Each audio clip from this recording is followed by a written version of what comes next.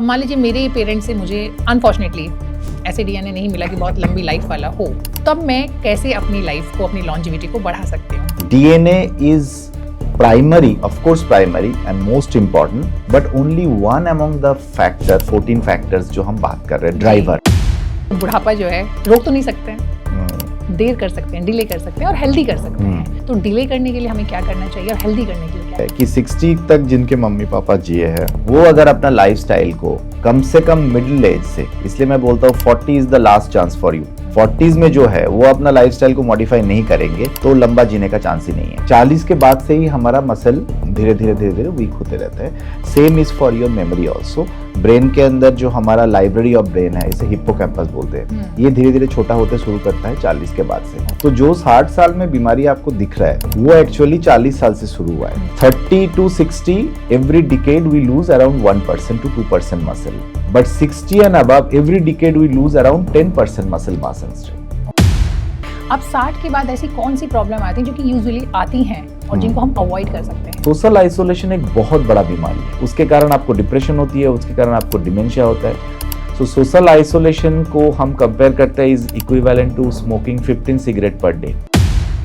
Gut microbiome is like another family within your tummy, if I say like that. Whenever you eat food, आपको ये mindful होना है कि अंदर भी एक कॉलोनी है जिसको मुझे खाना देना है। 40 ट्रिलियन ऑर्गेनिज्म हमारा फूड पाइप में रहता है, जिसके कारण हमारा इम्यून सिस्टम क्रिएट होता है, हमारा स्लीप डिपेंड करता है उसके ऊपर। स्लीप हार्मोन भी वो रिलीज करते हैं। साइंस कहते हैं कि 60 to 70% ये सारे जो गैस की गोली है is इनएप्रोप्रिएटली prescribed by any doctor और ओवर द काउंटर आजकल। सर ये बताएं कि 40 साल के बाद कौन सी आदतें हमें अपनी रूटीन में डालनी है और कौन सी चीजें हटानी है? Lifestyle disease like high blood pressure, high sugar, osteoarthritis, depression, dementia, muscle week हो जाना, क्या ये हम पीछे कर सकते हैं? Answer is absolutely yes. तो 40 साल में, 35 साल में कोई मेरे पास आए तो I will be able to detect at the age of 60 या 80 में क्या बीमारी होने जा रहा है। Which is a new science, which is longevity, that we called as predictive medicine. So stool microbiome will decide मुझे मेरे लिए कौन सा खान पान सही है। किसी के लिए दूध सही है, किसी के लिए दही सही है, किसी के लिए पनीर सही है तो किसी के लिए चीज सही है। स्टूल में हम स्टूल नहीं देखते, स्टूल के अंदर कीटाणु देखते, कीटाणु का जीनोम देखते। तो स्टूल मेटाजीनोमिक्स की जिसकी मैं बात कर रहा हूँ वो है एक्चुअली आपका फूड पाइप में जो 40 ट्रिलियन बैक्टीरिया है उनका जीनोम सीक्वेंसिंग। और उनमें कितना जीन है आपको पता है? 150 टाइम्स मोर देन हमारे जीन से ऊपर। तो उनका जीनोम में जब जानूंगा, उनका डाइवर्सिटी जब मैं देखूंगा, उनमें डिसबैलेंस जब देखूंगा और आपका खान पान का हिस्ट्री लूंगा तो मुझे पता चलेगा आपका ये इन्फ्लामेटरी, आपने सुने होंगे ये इन्फ्लामेटरी फूड है, ये हेल्दी फूड है, ये सुपर फूड है, वो डिसाइड होगा। वो हर आदमी के लिए अलग है। तो 6 बजे के बाद नो फूड, हमारा अटेंशन स्पैन और छोटा हो रहा है, हमारा हिप्पोकैम्पस और छोटा हो रहा है। दैट मीन्स जो डिमेंशिया की बात मैं 60 और 80 में कर रहा हूँ, मुझे तो ये बहुत डर है dementia pandemic will happen after 50 itself. Muscle नहीं तो मोबिलिटी नहीं। Start your day with some carb. Science कहता है कि वीकली हमें 30 वैरायटीज ऑफ वेजिटेबल्स लेना चाहिए।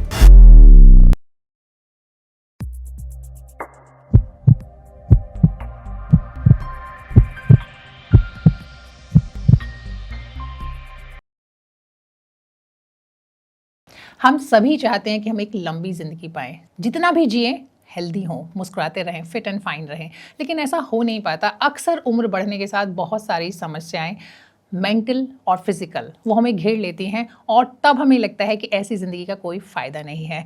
तो आज का हमारा पॉडकास्ट इसी बारे में है कि हम एक हेल्दी ज़िंदगी, लंबी ज़िंदगी, खुशहाल ज़िंदगी कैसे पा सकते हैं। आज हमारे स्टूडियो में हमारे साथ हैं डॉक्टर प्रसेन चटर्जी। सब बहुत बहुत स्वागत है आपका। नमस्कार।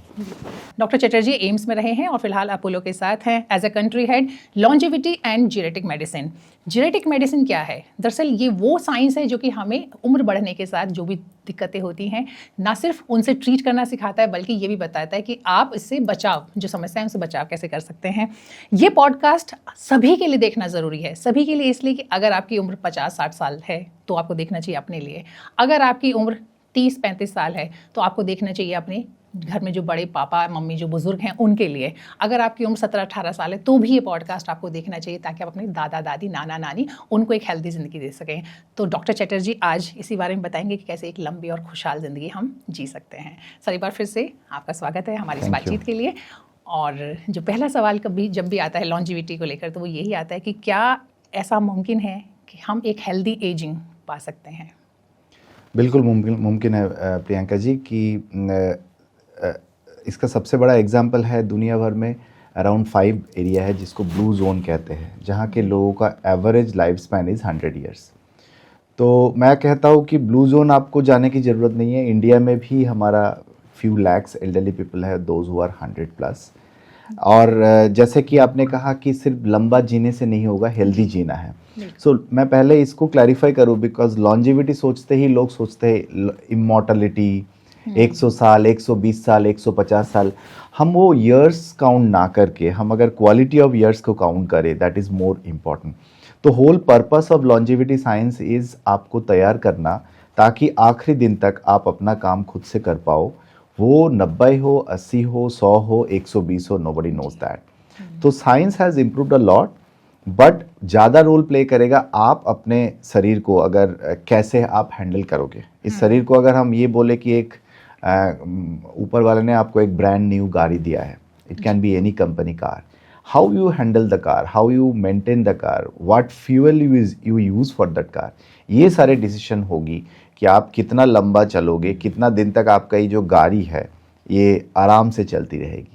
तो ये जो फ्यूल का आपने जिक्र किया, तो ये ऑफ कोर्स डाइट से होगा इसका मतलब, और जो आपने सर्विसिंग की बात की वो एक्सरसाइज बाकी लाइफस्टाइल आएगा, लेकिन उस पर हम थोड़ा आराम से और विस्तार से बात करेंगे। लेकिन सबसे पहले हम ये जानना चाहेंगे कि अब 60 के बाद ऐसी कौन सी प्रॉब्लम आती हैं जो कि यूजुअली आती हैं और जिनको हम अवॉइड कर सकते हैं?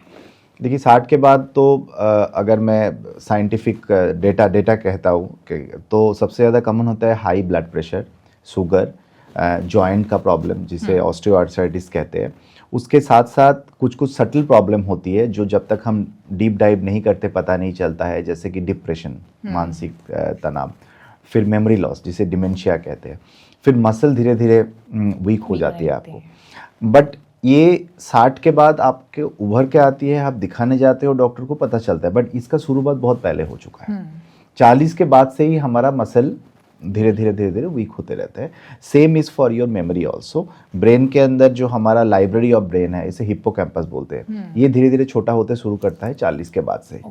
तो जो 60 साल में बीमारी आपको दिख रहा है वो एक्चुअली 40 साल से शुरू हुआ है, और 80 साल में जाके जो बीमारी आपको दिखता है वो एक्चुअली आपका एज रिलेटेड चेंजेस है। सो बेसिकली पुरानी गाड़ी पुरानी होने की जो चीज़ें हैं।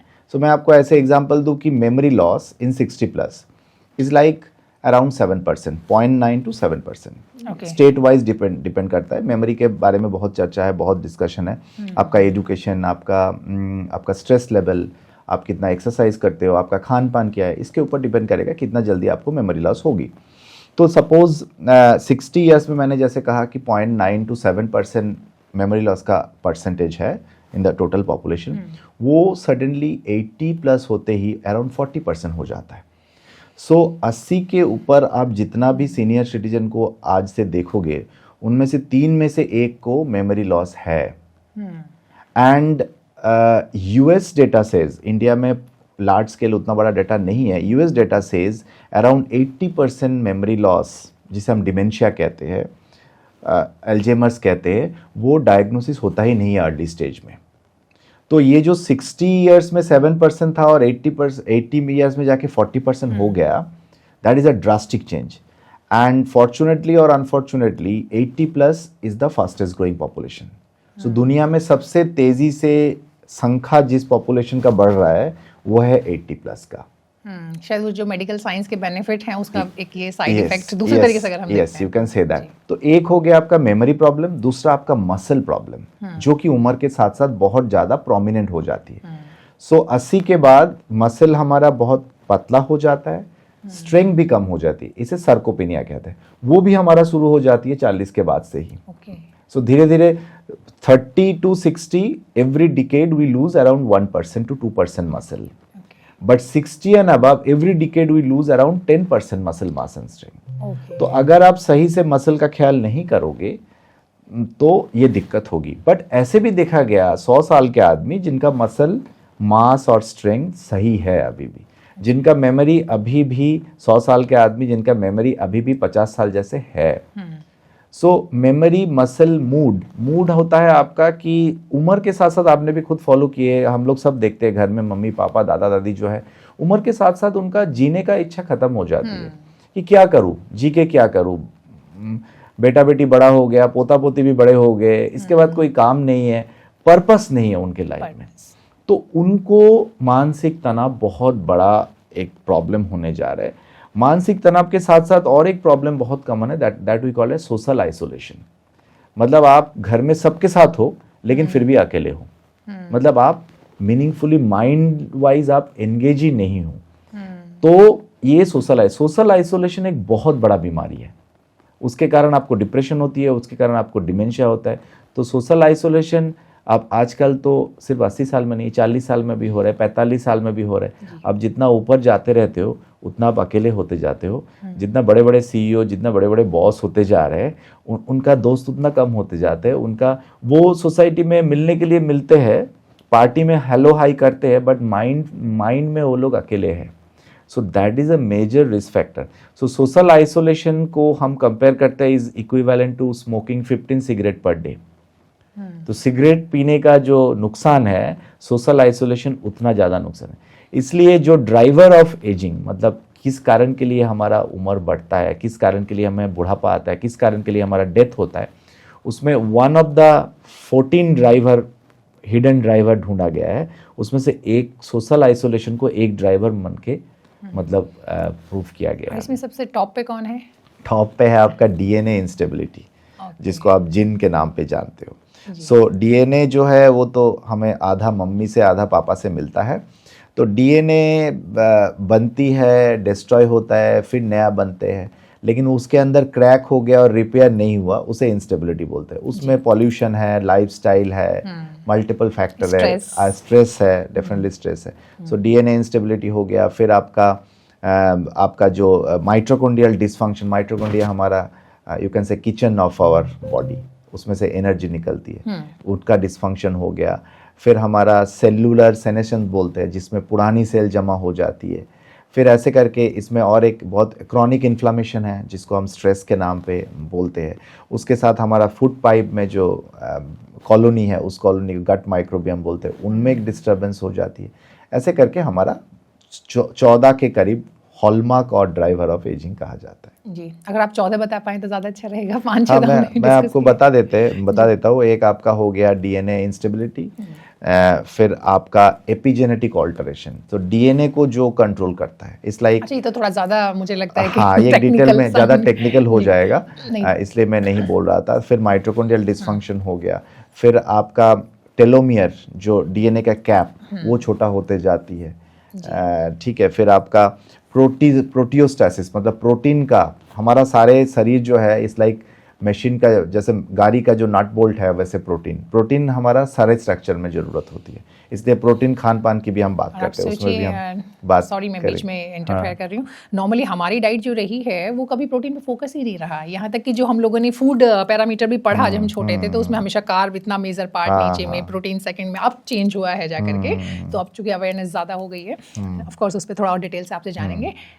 लेकिन सर DNA क्या, सॉरी अगर इसमें जो आप 14 पॉइंट बताते कोई और इंपॉर्टेंट है तो we can discuss that first. और आपको लगता है बहुत टेक्निकल जा रहा है तो नहीं, ठीक है। मुझे लगता है इसमें से हम गट माइक्रोबियम की बात करेंगे, उसमें हम लोग ज़्यादा चर्चा करेंगे, क्योंकि खान पान, gut microbiome is like another family within your tummy, if I say like that.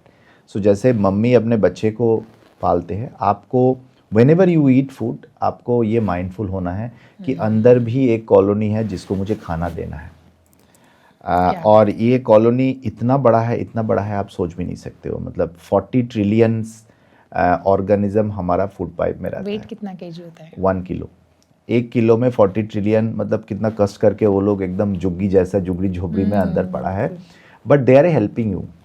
वो लोग आपका खाना से खाना लेते हैं एंड खाना लेके उसको मेटाबोलाइज करके हेल्दी चीज़ आपके ब्लड में भेजते हैं, जिसके कारण हमारा इम्यून सिस्टम क्रिएट होता है, हमारा स्लीप डिपेंड करता है उसके ऊपर, स्लीप हार्मोन भी वो रिलीज़ करते हैं, हैप्पी हार्मोन सेरोटोनिन भी वही लोग रिलीज़ करते हैं। सो कुछ अच्छा है कुछ बुरा है, दोनों मिलके हमारा काम चलती है।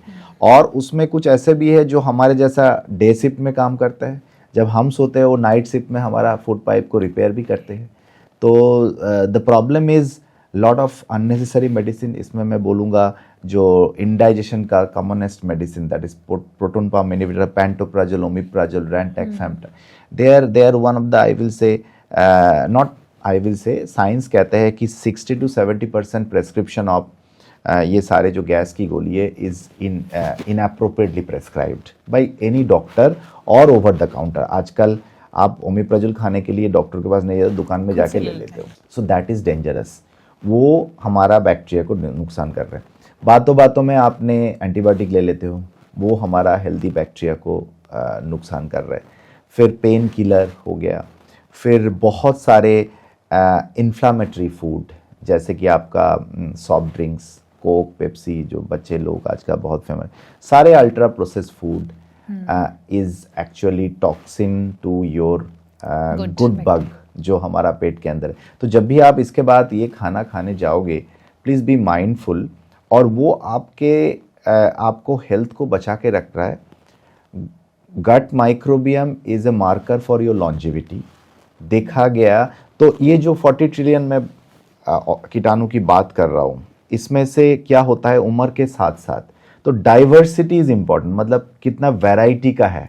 कुछ अच्छे, जैसे हमारा 5 उंगली सेम नहीं है, जैसे फ्लावर बस में आप एक फ्लावर रखोगे तो अच्छा नहीं रहेगा, उसको मिक्स्ड, वैसे हमारा इसमें सारे मिक्स्ड है और सबका रहना जरूरी है।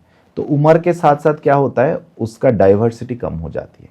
जैसे हम फॉरेस्ट को काट देते हैं, वैसे हम अंदर की फूड पाइप के जो गुड बाग बैड बाग है उसको भी डिस्ट्रॉय कर रहे हैं।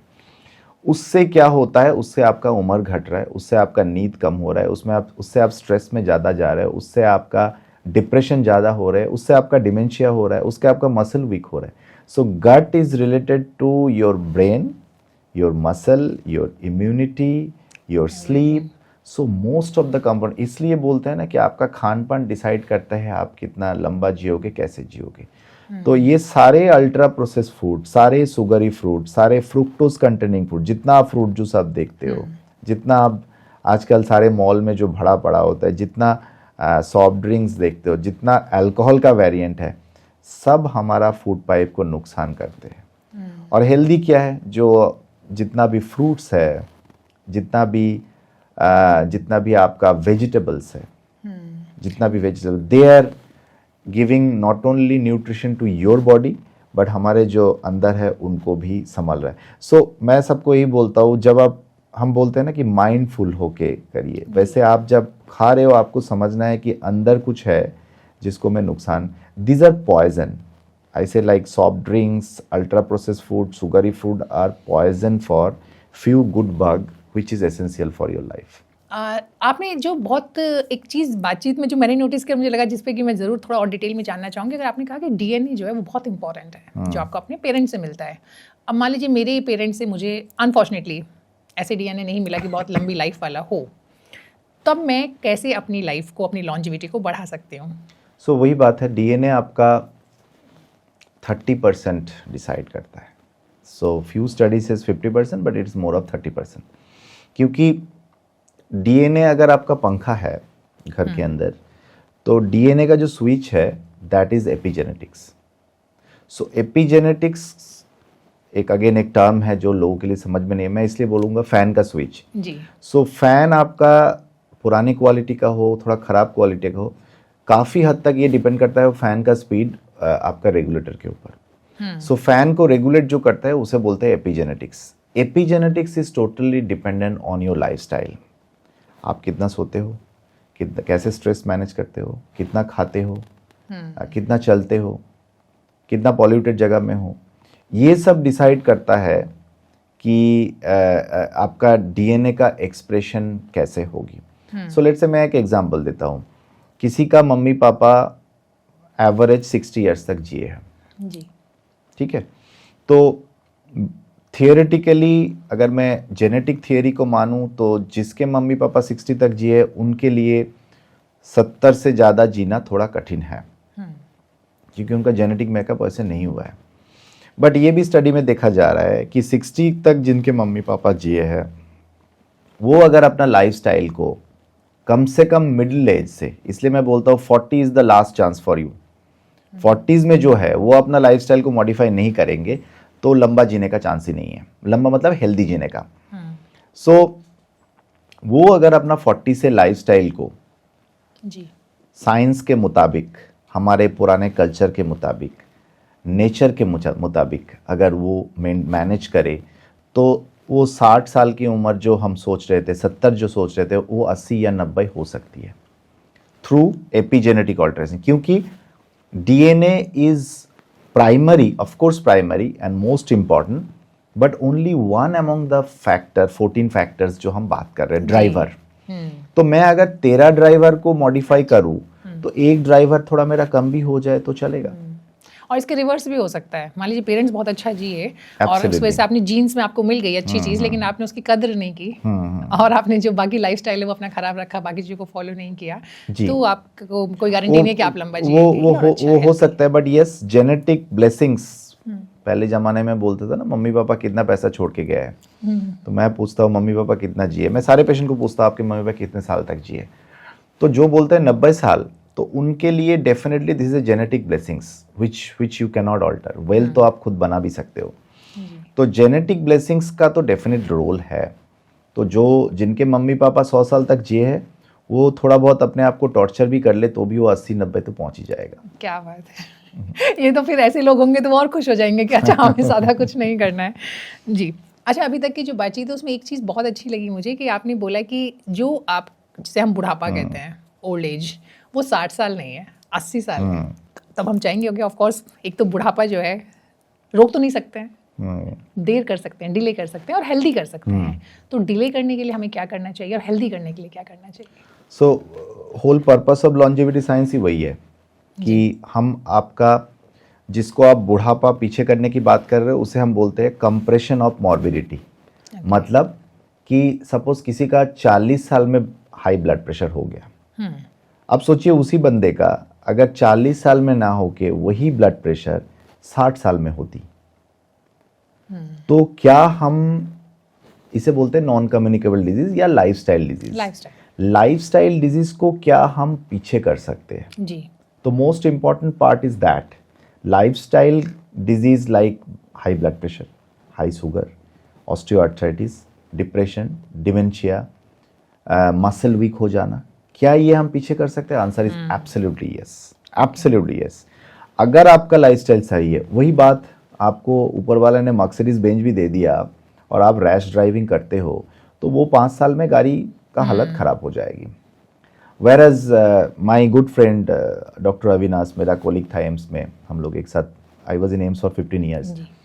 तो his Maruti 800 ultimately Delhi government में उठा लिया कि 20 साल हो गया था, लेकिन इट वॉज सो नाइस। मतलब चला के इतना, वो झारखंड का गाड़ी था, झारखंड से दिल्ली वो 50 बार आ चुके हैं, कैंपस के अंदर खूब चलाते थे हम लोग, हम भी चलाए, वो भी चलाते थे।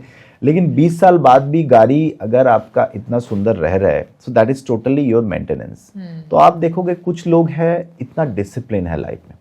सो what matters most is your discipline. मुझे ये लगता है डिसिप्लिन आप जब होंगे and your target to reach 80-100 without disease. क्योंकि हम लोग ना, आप घर में किसी को भी पूछेंगे, हम लोग बहुत तैयारी के साथ 80-90 नहीं पहुंचे, इट्स अ बाई चांस। सो हम लोग जो भी सीनियर सिटीजन अभी पहुंचे हैं, we can not decide everything but we can definitely plan. जरूरी नहीं, एक्सीडेंट नोबडी नोज, रैंडम में किसको सडनली कैंसर हो जाएगा, nobody knows. Of course we can predict many of the disease now. Cancer predict हो सकती है, हार्ट प्रॉब्लम प्रेडिक्ट हो सकती है, डिमेंशिया प्रेडिक्ट हो सकती है, सो डिप्रेशन प्रेडिक्ट हो सकती है, आपका लॉन्जिविटी भी प्रेडिक्ट हो सकती है। This we are starting through, जो हम अपोलो ज्वाइन कर रहे हैं through longevity clinic, what we are starting. So 40 साल में, 35 साल में कोई मेरे पास आए तो I will be able to detect at the age of 60 या 80 में क्या बीमारी होने जा रहा है। कैसे? Which is a new science, which is longevity, that we called as predictive medicine. अभी तक आप जो एनुअल हेल्थ चेकअप पे जाते हो, जिसे हम अगर बोले सर्विसिंग कराने जाते हो गाड़ी का, बट आप देखो सर्विसिंग नहीं होती है वो, उसमें आप you go to find out any problem is there और नॉट। अब क्या ये सब है क्रॉस सेक्शनल, मतलब आपको जो बीमारी हो चुकी है, जो सुपरफिशियल लेवल तक आ चुकी है, not in micro cellular level, वो आप पकड़ते हो। भाई हार्ट में इतना ब्लॉक है, एंजियोग्राफी में बोला, शुगर इतना बढ़ा हुआ है, ब्लड टेस्ट में बोला, लिपिड बढ़ा हुआ है, ये बोला। लेकिन आजकल का जो बेसिक टेस्ट है वो आपको ये नहीं कहता कि आपका डीएनए में कितना ट्वीक हुआ है, टेलोमियर कितना छोटा हो गया है, यू नो। फिर आपका बायोलॉजिकल एजिंग क्या है। Biological ageing is different than your calendar ageing.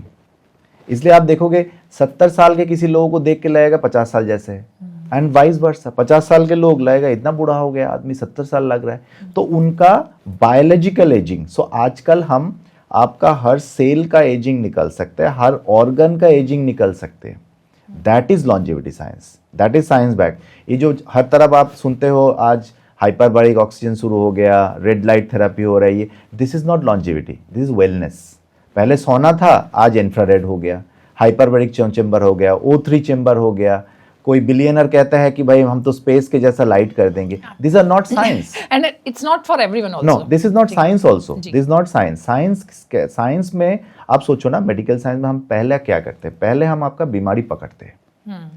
So suppose you feel I am apparently healthy, but मेरा जब मैं जीनोमिक देखा, मेरा एपिजीनोम देखा, मेरा स्टूल माइक्रोबियम देखा, स्टूल का भी माइक्रोबियम देख सकते हैं, मतलब जब मैं बोल रहा हूं मेरा अंदर जो कॉलोनी है माइक्रोबियम, सो उस पॉइंट पे मैं आऊंगा। ये जब मैंने देखा तो देखा मेरा इसमें बहुत सारे ऑल्टरेशन है। सो स्टूल माइक्रोबियम विल डिसाइड मुझे मेरे लिए कौन सा खान पान सही है। किसी के लिए दूध सही है, किसी के लिए दही सही है, किसी के लिए पनीर सही है, तो किसी के लिए चीज सही है। So it's not. यहाँ पर सर एक सवाल है मेरे मन में, सॉरी बट मुझे लगा कि मतलब ये पूछना चाहती थी, ये जो आप स्टूल माइक्रोबियम की बात कर रहे हैं, ये तो वो हुआ कि जब आपने कोई भी खाना खाया, आपको किसी खाने से प्रॉब्लम नहीं है, सच पता नहीं चलता है, लेकिन उससे स्टूल से आपको पता चलता है, स्टूल टेस्ट से, कि आपके लिए ये चीज़ ज़्यादा अच्छी थी या हेल्पफुल थी या हेल्दी थी।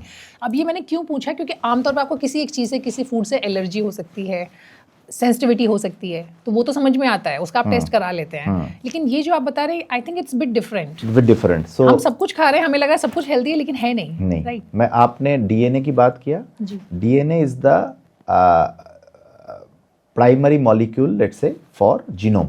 जीनोम अपने सुने, whole genome sequencing is a new concept, cancer prediction करने के लिए बहुत कॉमन है, बहुत पहले से चल रहा है। तो आप ये सोचिए, मैंने जो बोल रहा, हमारा फूड पाइप में, स्टूल में हम स्टूल नहीं देखते, स्टूल के अंदर कीटाणु देखते, कीटाणु का जीनोम देखते। तो स्टूल मेटाजीनोमिक्स की जिसकी मैं बात कर रहा हूँ, वो है एक्चुअली आपका फूड पाइप में जो 40 ट्रिलियन बैक्टीरिया है, उनका जीनोम सीक्वेंसिंग। और उनमें कितना जीन है आपको पता है? 150 टाइम्स मोर देन हमारे जीन से ऊपर। तो उनका जीनोम में जब जानूंगा, उनका डाइवर्सिटी जब मैं देखूंगा, उनमें डिसबैलेंस जब देखूंगा, तो मुझे पता चलेगा, और आपका खान पान का हिस्ट्री लूंगा तो मुझे पता चलेगा आपका ये इन्फ्लामेटरी, आपने सुने होंगे ये इन्फ्लामेटरी फूड है, ये हेल्दी फूड है, ये सुपर फूड है, वो डिसाइड होगा। वो हर आदमी के लिए अलग है। एक ही घर में मम्मी पापा रह रहे, दोनों का गट माइक्रोबियम अलग हो सकता है, क्योंकि खान पान अलग हो जाता है, लाइफस्टाइल अलग हो जाता है, पापा का स्ट्रेस मम्मी का स्ट्रेस अलग हो जाता है। सो ये फूड पाइप का जो कीटाणु है, तो अमूमन एक घर में एक जैसे ही रहता है, अमूमन खान पान आपका एक जैसे रह रहा है, लेकिन आपका अगेन आपका डिफेंस मैकेनिज्म इज डिफरेंट। दोनों ट्विन के बीच में डिफरेंस होता है।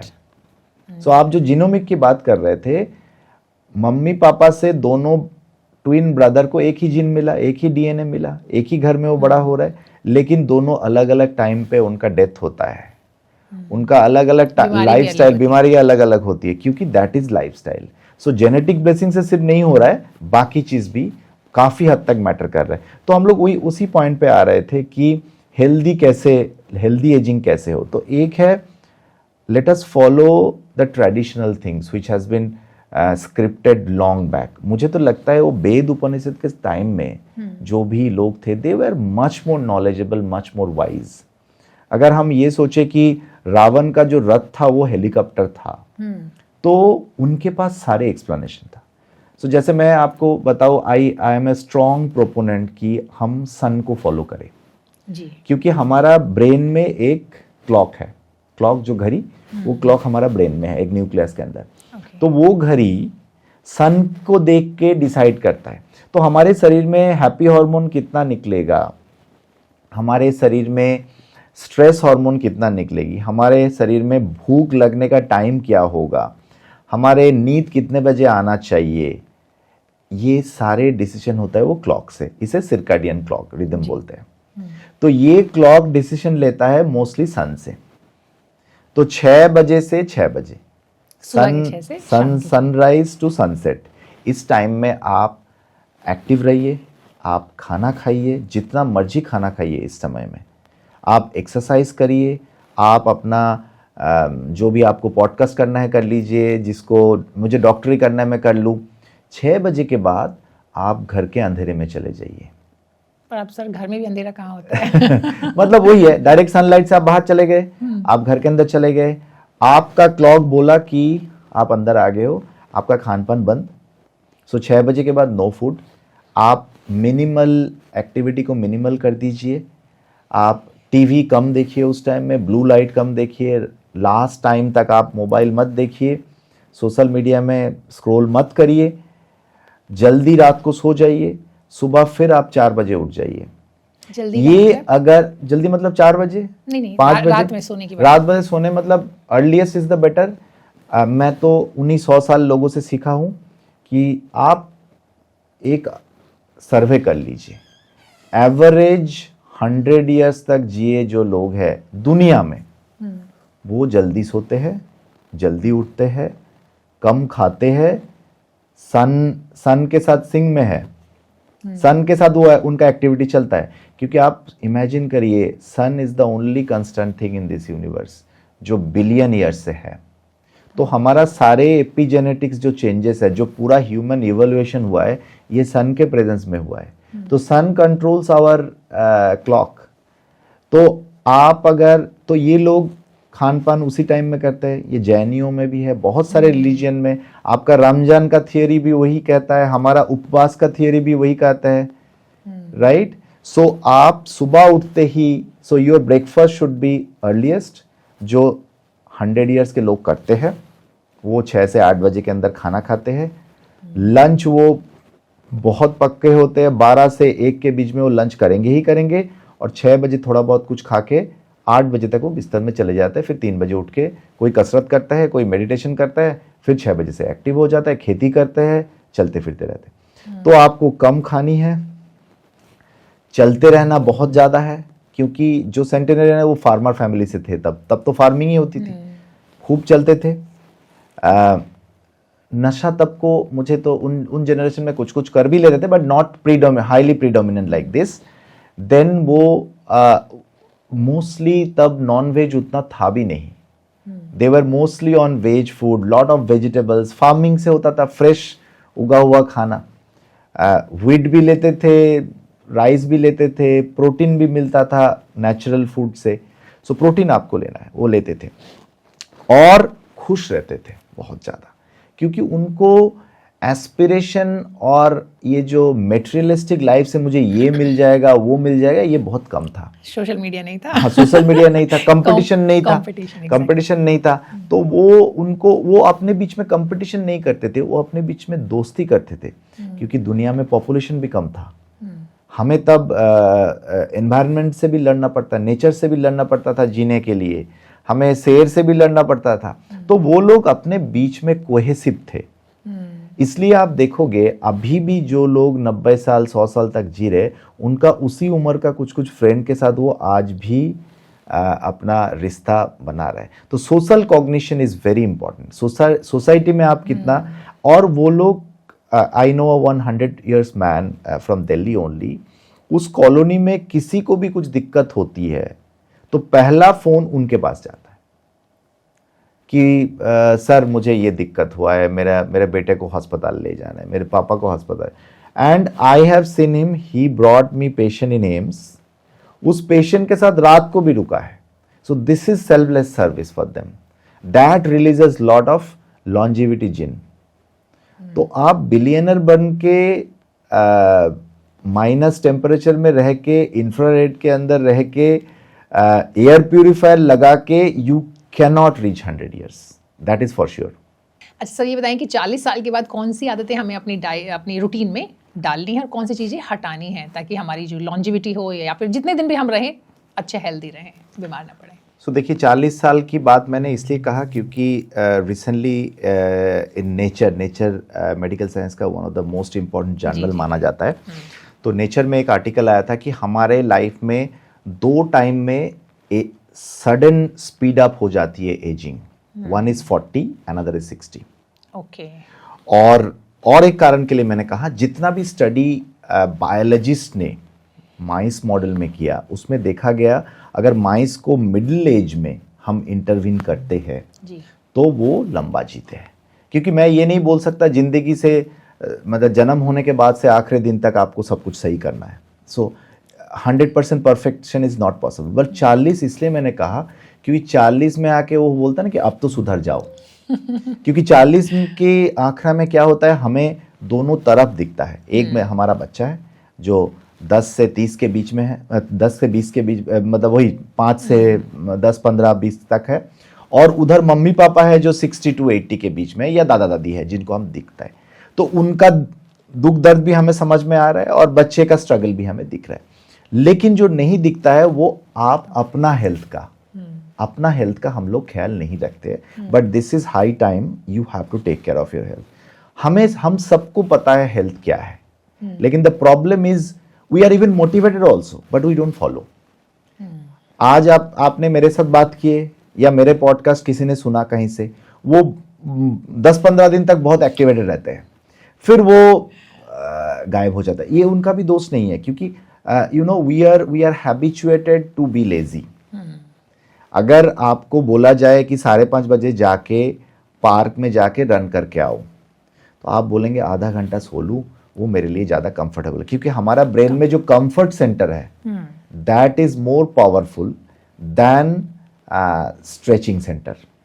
इसको मैं अगर ऐसे कंपेयर करूं, आपने देखे होंगे पियानो सीखने कितना लोग कोशिश करते हैं बट सीख नहीं पाते क्योंकि हम स्ट्रेच नहीं कर पाते। So coming back to the same point, so आपको 40 साल में अपने हेल्थ के लिए डिसिप्लिन होना है। जैसे आप फाइनेंशियल 40 में जाके सब लोग फाइनेंशियल स्टेबिलिटी की बात करते हैं कि भाई मुझे पैसा जमा करना है, बेटी की शादी कराना है, बेटा का नौकरी के लिए पैसा जुगाड़ करना है, विदेश भेजने के लिए पढ़ाई करना है, पैसा चाहिए, हमारा रिटायरमेंट के लिए पैसा चाहिए। So similarly your wealth management has to be there. You start it at 40। सो सुबह जल्दी उठना है, थोड़ा मेडिटेशन करना है, ब्रेकफास्ट करना है। आपको एम्बिशन के साथ, the main problem is sometimes your ambition become your enemy. कि हम लोग क्या करते हैं, इवन मैं भी इतना प्रीच करता हूँ बट फिर भी सुबह उठ के मेरा पहला काम होता है लैपटॉप में मैं किताब का नेक्स्ट चैप्टर लिख रहा हूँ, then I go for exercise let's say. But that should be the opposite. First you take care of your health. सुबह उठ के कुछ ना कुछ एक्सरसाइज करिए and do something which you can follow. You need not to get a prescription, भाई इतना run करना है, इतना स्टेप लेना है, that is not important. Important is your consistency. एक बंदा डेली 2000 स्टेप ले रहा है और 30 साल से ले रहा है। मिस्टर ए 40 साल से शुरू किया, 70 साल में जाके his brain, his muscle, his heart, ठीक है। एंड मिस्टर बी, इनको मैंने बोला था 2000 step, mister B erratically 10,000 step लेता है। हफ्ते में 3 दिन, हफ्ते में 2 दिन 10,000 स्टेप लेता है और रुक रुक के ले रहा है। कभी लेता है, कभी भूल जाता है, कभी लेता है, कभी भूल जाता है। लेकिन ये बोलेगा देखो मैं तो मेहनत खूब करता हूं, 10,000 स्टेप लेता हूं, लेकिन ये 10,000 स्टेप लेट से हफ्ते में 3 दिन लेता है। But when you count the compounding, mister A will be much better, जो रोज 2000 स्टेप ले रहा है, 365 डेज ले रहा है, except 1 or 2 major health issue. After 30 years, his compounding of good health will be much more than someone who takes 10,000 steps, 14 दिन में एक बार जिम में जाके खूब कसरत कर लिए, उनसे बेहतर होगा। So what I wanted to mean is consistency is the key. Same is for your food. आपने 3 दिन फास्टिंग कर लिए, 4th डे जाके सारे जंक खा लिए, बराबर हो गया। It's waste. So you try what you can follow, you try what you can follow days after days, years after years. That will be compounding just like your SIP. पैसा जैसे जमा करते हो वैसे इसको जमा करो। तो आपका एक हो गया है exercise. Exercise is a must. Exercise में आपको वॉकिंग करना है, which is simplest exercise anybody can do, and no excuse please. सामने पार्क नहीं है तो घर के अंदर ही करिए। आई नो अ पर्सन जो 10 बाय 12 का कमरे में रहते हैं। कोविड काल में, ही इज 95 ईयर्स नाउ। कोविड काल में मैंने उनको बोला था कि सर आपको रोज स्टेप लेना है, आप लेकिन बाहर नहीं जाओगे क्योंकि इन्फेक्शन हो जाएगा। वो सामने वाला पार्क में वॉक करते थे, लेकिन उन्होंने 10 बाय 12 कमरे में बेड लगा के, अलमीरा लगा के, कितना जगह बचती है, छोटा सा जगह, उसी में उन्होंने दिन में कम से कम 50 बार वॉक करके वो 10,000 स्टेप पूरा करते थे। So he didn't leave his discipline. That is the reason he is 95 में भी ब्रेन चकाचक है, हार्ट चकाचक है, सब कुछ ठीक चल रहा है। तो एक हो गया वॉकिंग। दूसरा है मसल को हमें एक्सरसाइज कराना है। मसल का फूड है प्रोटीन, मसल का एनर्जी इज एक्सरसाइज। तो मसल, हर मसल को हमें एक्सरसाइज करना है। तो you must meet a physiotherapist और उनसे आप पूछिए कि हमारा शरीर में हर ऑर्गन में मोटा मोटा मसल है जी। नी पेन भी मसल के कारण होता है, बैक पेन भी मसल के कारण हो रहा है, शोल्डर पेन भी मसल के कारण हो रहा है, आंखों में दर्द होता है वो भी मसल के कारण होता है। तो ये सारे मसल को हमें दिन में आपको याद करके एक बार मसल को एक्सरसाइज करना है। इसलिए लॉन्जिविटी का एक marker is your grip strength. हम जो हमारा कंप्रिहेंसिव जेरियाट्रिक एसेस करते हैं, जो भी पेशेंट आता है उसमें मैं बाद में आता हूँ, मसल इतना इंपॉर्टेंट है। तो आपको रेजिस्टिव एक्सरसाइज करना है, इसे जिमिंग जिसको बोलते हैं। आप हफ्ते में 3 दिन भी जिम चले जाते हो और बाकी दिन घर में वॉक कर लेते हो, that is a great thing, and do it repeatedly years after years. Sir अगर कोई जिम ना जाना चाहे या फिर ना जा पाए, फाइन, देन यू घर में ही करो। आप 1 किलो का नमक भी ऐसे उठाते हो तो आपका बाइसेप्स काम करेगा। आप बैक के लिए, बैक का भी स्ट्रेचिंग एक्सरसाइज होता है, कोर मसल में एक्सरसाइज, दैट आई विल से you must learn from an expert. Expert होता है फिजियोथेरेपिस्ट। फिजियोथेरेपिस्ट से जाके आप अपना मसल का एक बार जाके सीख लीजिए कि मुझे क्या क्या एक्सरसाइज घर में करना है। थेराबैंड भी होता है, उससे भी किया जा सकता है। Number 2 is your giving rest to your brain. That is very important. That you do meditation. You clearly note down कि मैं इतना घंटा कंप्यूटर में रहूंगा, इतना घंटा कंप्यूटर के बियॉन्ड रहूंगा। Computer means including your mobile. मैं मोबाइल के बाहर, आप फॉलो करके देखिएगा, जो मैंने भी खुद देखा है। हम जब 30 सेकंड का रील 1 घंटा आप देख लो, you will invariably you will have headache, होगा ही होगा। प्लस मैं बता दूं आपको, ये रील कंसेप्ट में हमारा अटेंशन स्पैन और छोटा हो रहा है, हमारा हिप्पोकैम्पस और छोटा हो रहा है। दैट मीन्स जो डिमेंशिया की बात मैं 60 और 80 में कर रहा हूं, मुझे तो ये बहुत डर है dementia pandemic will happen after 50 itself in few years, अगर हमारा यंग जनरेशन सुधर नहीं जाते तो। आज के 18 साल के जो बच्चा, मैं उनको बच्चा ही कहूंगा, 18 साल के जो बच्चा कल आदमी बनेगा, उनका attention span due to AI, due to social media will be drastically reduced. And attention is one of the major component of your memory. And second thing is like we are not using our memory or mind in that way. इसलिए मैंने AI की बात किया। AI is ruining your creativity and social media is ruining your attention. So attention गया, creativity से आपका executive function होता है, वो गया, तो आपका 2 component तो memory का खत्म हो गया। Then third component is your social cognition, मतलब सोसाइटी में लोगों से जो बातचीत करना, खुश होना, वो भी आजकल आप मोबाइल पे ही करते हो। I just get surprised, even if हम चारों डॉक्टर कोई मीटिंग में बैठे हैं, हम गपशप कर रहे, सुख दुख की बात कर रहे हैं, खुशी की बात कर रहे हैं, तब भी मोबाइल पे स्क्रोलिंग चल रहा है जो डायरेक्टली इन्वॉल्व नहीं है। And why I will say only young age, मैं 2 दिन पहले मेरा एक टॉक था जहां पे 25 सीनियर सिटीजन सामने बैठे थे। 25 सीनियर सिटीजन में से 2 उठ के गया, पीछे जाके अपना मोबाइल पे स्क्रॉल कर रहा है। मतलब आपको फर्स्ट हैंड नॉलेज मिल रहा है वो ना देके, and he was watching some reel. Senior citizen ये हो गया है। हाँ, सीनियर सिटीजन में भी ये बहुत बड़ा प्रॉब्लम होने जा रहा है। तो हमने बात किया एक्सरसाइज की, now comes your diet. You have to be very very mindful about your diet. Obviously veg is better than non-veg, but being a non-vegetarian मैं डिस्कार्ड नहीं कर रहा हूँ नॉन-वेज को एकदम, नॉन-वेज खा के भी लोग लंबा जीते हैं, बट यस अगर आप मुझे कंपेयर करने के लिए बोलो veg food is better, but vegetarian को एक प्रॉब्लम है, protein. So you have to be mindful about your protein. There are lot of protein in veg food also. So veg food में आपका प्रोटीन होता है sattu is a very good protein, then आपका paneer, then आपका चीज, soybean related कोई भी product, soybean हो गया, टोफू हो गया, इस रिलेटेड सोयाबीन का कोई भी प्रिपरेशन है, it contains lot of protein. दाल में प्रोटीन है, थोड़ा सा कार्ब, मतलब दाल में कार्ब भी है बट प्रोटीन भी मिल जाए। दाल, राजमा, ये जो लेग्यूम्स है इससे भी आपको मिल जाएगा प्रोटीन। साइंस कहता है 60 के बाद 1 ग्राम पर केजी बॉडी वेट प्रोटीन चाहिए ही चाहिए। 60 के बाद, लेकिन आई थिंक यंग में भी शायद, यंग में भी यही है, लेकिन 60 के बाद इसलिए होना जरूरी है क्योंकि उसके बाद आपका मसल ड्रास्टिकली लॉस होगा। मसल नहीं तो मोबिलिटी नहीं, और आप देखिए मोबिलिटी नहीं तो यू आर टोटली डिपेंडेंट। तब आपको घर में कोई पसंद नहीं करेगा, आप खुद भी पसंद नहीं करेंगे, किसी को बोझ बनना है, किसी के पसंद नहीं है। और जितना आपको एल्डरली में एक मेजर इशू है घुटनों का दिक्कत, हिप में पेन, और वो रिप्लेसमेंट होती है, एंड बैक पेन, ये तीनों पेन का जड़ है आपका मसल वीक होना and posture ji.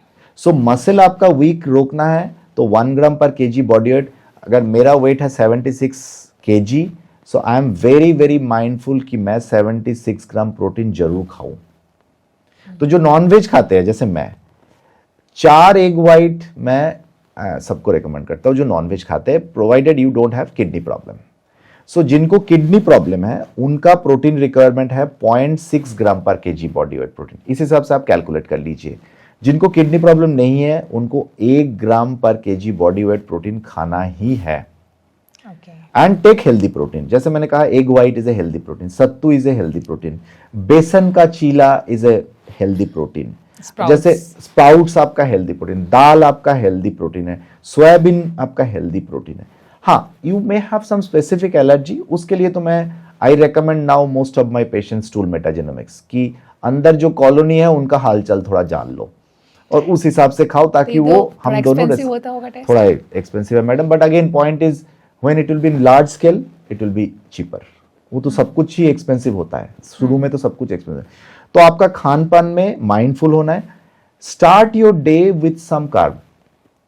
Carb means vegetables, क्योंकि वो जो रात को सोया हुआ है मेरे अंदर के कीटाणु, उनको वेजिटेबल्स में आपको मिलेगा। मतलब जैसे मैं आपको बता देता हूं, दीज आर लाइक आपका आप कोई फ्रूट्स ले सकते हो, लेग्यूम्स ले सकते हो, ठीक है, सुबह उठ के आपका उसके साथ उसके बाद आप अपना प्रोटीन शुरू करो। कोई मिल्क लेता है, कोई मिल्क टी लेता है, कोई वही, तो उसके बाद आपका बेसन का चीला हो गया, एग हो गया, ब्रेकफास्ट आप करो। लेकिन ये जो वैराइटीज ऑफ वेजिटेबल्स है ना, साइंस कहता है कि वीकली हमें 30 वैराइटीज ऑफ वेजिटेबल्स लेना चाहिए। प्लांट बेस्ड फूड हो ही नहीं पाता है आमतौर पे, जब तक आप बहुत फोकस करके नहीं खाओगे। प्लांट बेस्ड फूड आपको 30 वेरिएंट्स होना चाहिए। तो कोई कोई लोग जूस बना लेते हैं सुबह उठ के, है ना। I am not telling fruit juice, again I am telling vegetables, जो पॉलीफेनल बोलते हैं साइंस के बात है, वो आपका लॉन्जिविटी भी प्रोलॉन्ग करता है। और वो माई अटेंशन, आपका 2 जगह पे अटेंशन है, आपको अपने आप को खाना देना है, आपके अंदर बैक्टीरिया है उनको खाना देना है। वो जो बैक्टीरिया का खाना है वो सब वही वेजिटेबल्स है, ठीक है, lots of vegetables. Non veg का नुकसान उसके कारण भी है। नॉन वेज जो है वो पेट में हमारा नाइट्रोजन रिलेटेड मॉलिक्यूल निकलती है, अमोनिया निकलती है, जो कुछ बैक्टीरिया को मारता है। सो इसलिए नॉन वेज थोड़ा not that great healthy protein for again the bug which is inside our tummy, ठीक है। तो आपने खान पान हो गया, नहीं, Try- इसमें सवाल है हाँ, पूछिए। क्योंकि आपने एग बोला, एग वाइट बोला, तो अमूमन तो ये माना जाता है कि जो येलो पार्ट होता है उसके अंदर भी जैसे विटामिन डी हो गया है, बहुत सारे दूसरे विटामिन और मिनरल्स वगैरह होते हैं, तो वो भी आप ले सकते हैं। अगर आप 4 ले रहे हैं तो 2 ले सकते हैं, और 2 को वाइट, मतलब 4 का वाइट और 2 का आप येलो या होल एग ले I सकते हैं। would recommend 1 egg white with yellow, rest is white. क्योंकि आपको 40 के बाद, हम 40 के बाद की बात कर रहे हैं, तो आपका लिपिड में भी थोड़ा ऑल्टरेशन शुरू हो जाती है। पर ये तो माना जाता है ना Initially- सर कि नॉर्मल जी फूड से हम लोग को उतना वो नहीं मिलता है। मतलब पहले तो सारी रिसर्च आती थी, कहते थे कि कोलेस्ट्रॉल सारे फूड में है, लेकिन फिर आया कि फूड हाँ, से वो तो हमारे conversion होता है, जी हाँ, जी फूड से नहीं ऐसा सच कोई बहुत ज़्यादा फर्क पड़ता है, इसलिए मैंने ये क्वेश्चन पूछा है। नहीं, फर्क नहीं पड़ता ऐसा नहीं है, इसलिए आप 2 में जो सीमित कर रहे हो उसको हम 1 में सीमित कर रहे हैं। फर्क तो पड़ता है, फर्क पड़ता है, लेकिन हाँ, पहले जो हम लिपिड को कल्प्रिट सोर्सेस थे, वो अभी ज़्यादा कार्बोहाइड्रेट को हम कल्प्रिट सोचते हैं, कार्बोहाइड्रेट एंड सुगरी फूड को। उसका कारण भी हम बाद में एक्सप्लेन करेंगे। तो बेसिकली लिपिड आप कुछ भी ना लो तो भी आपका शरीर में जितना लिपिड चाहिए वो कन्वर्ट हो जाएगा। लिपिड मतलब फैट जी, फैट आपका कन्वर्ट हो जाएगा।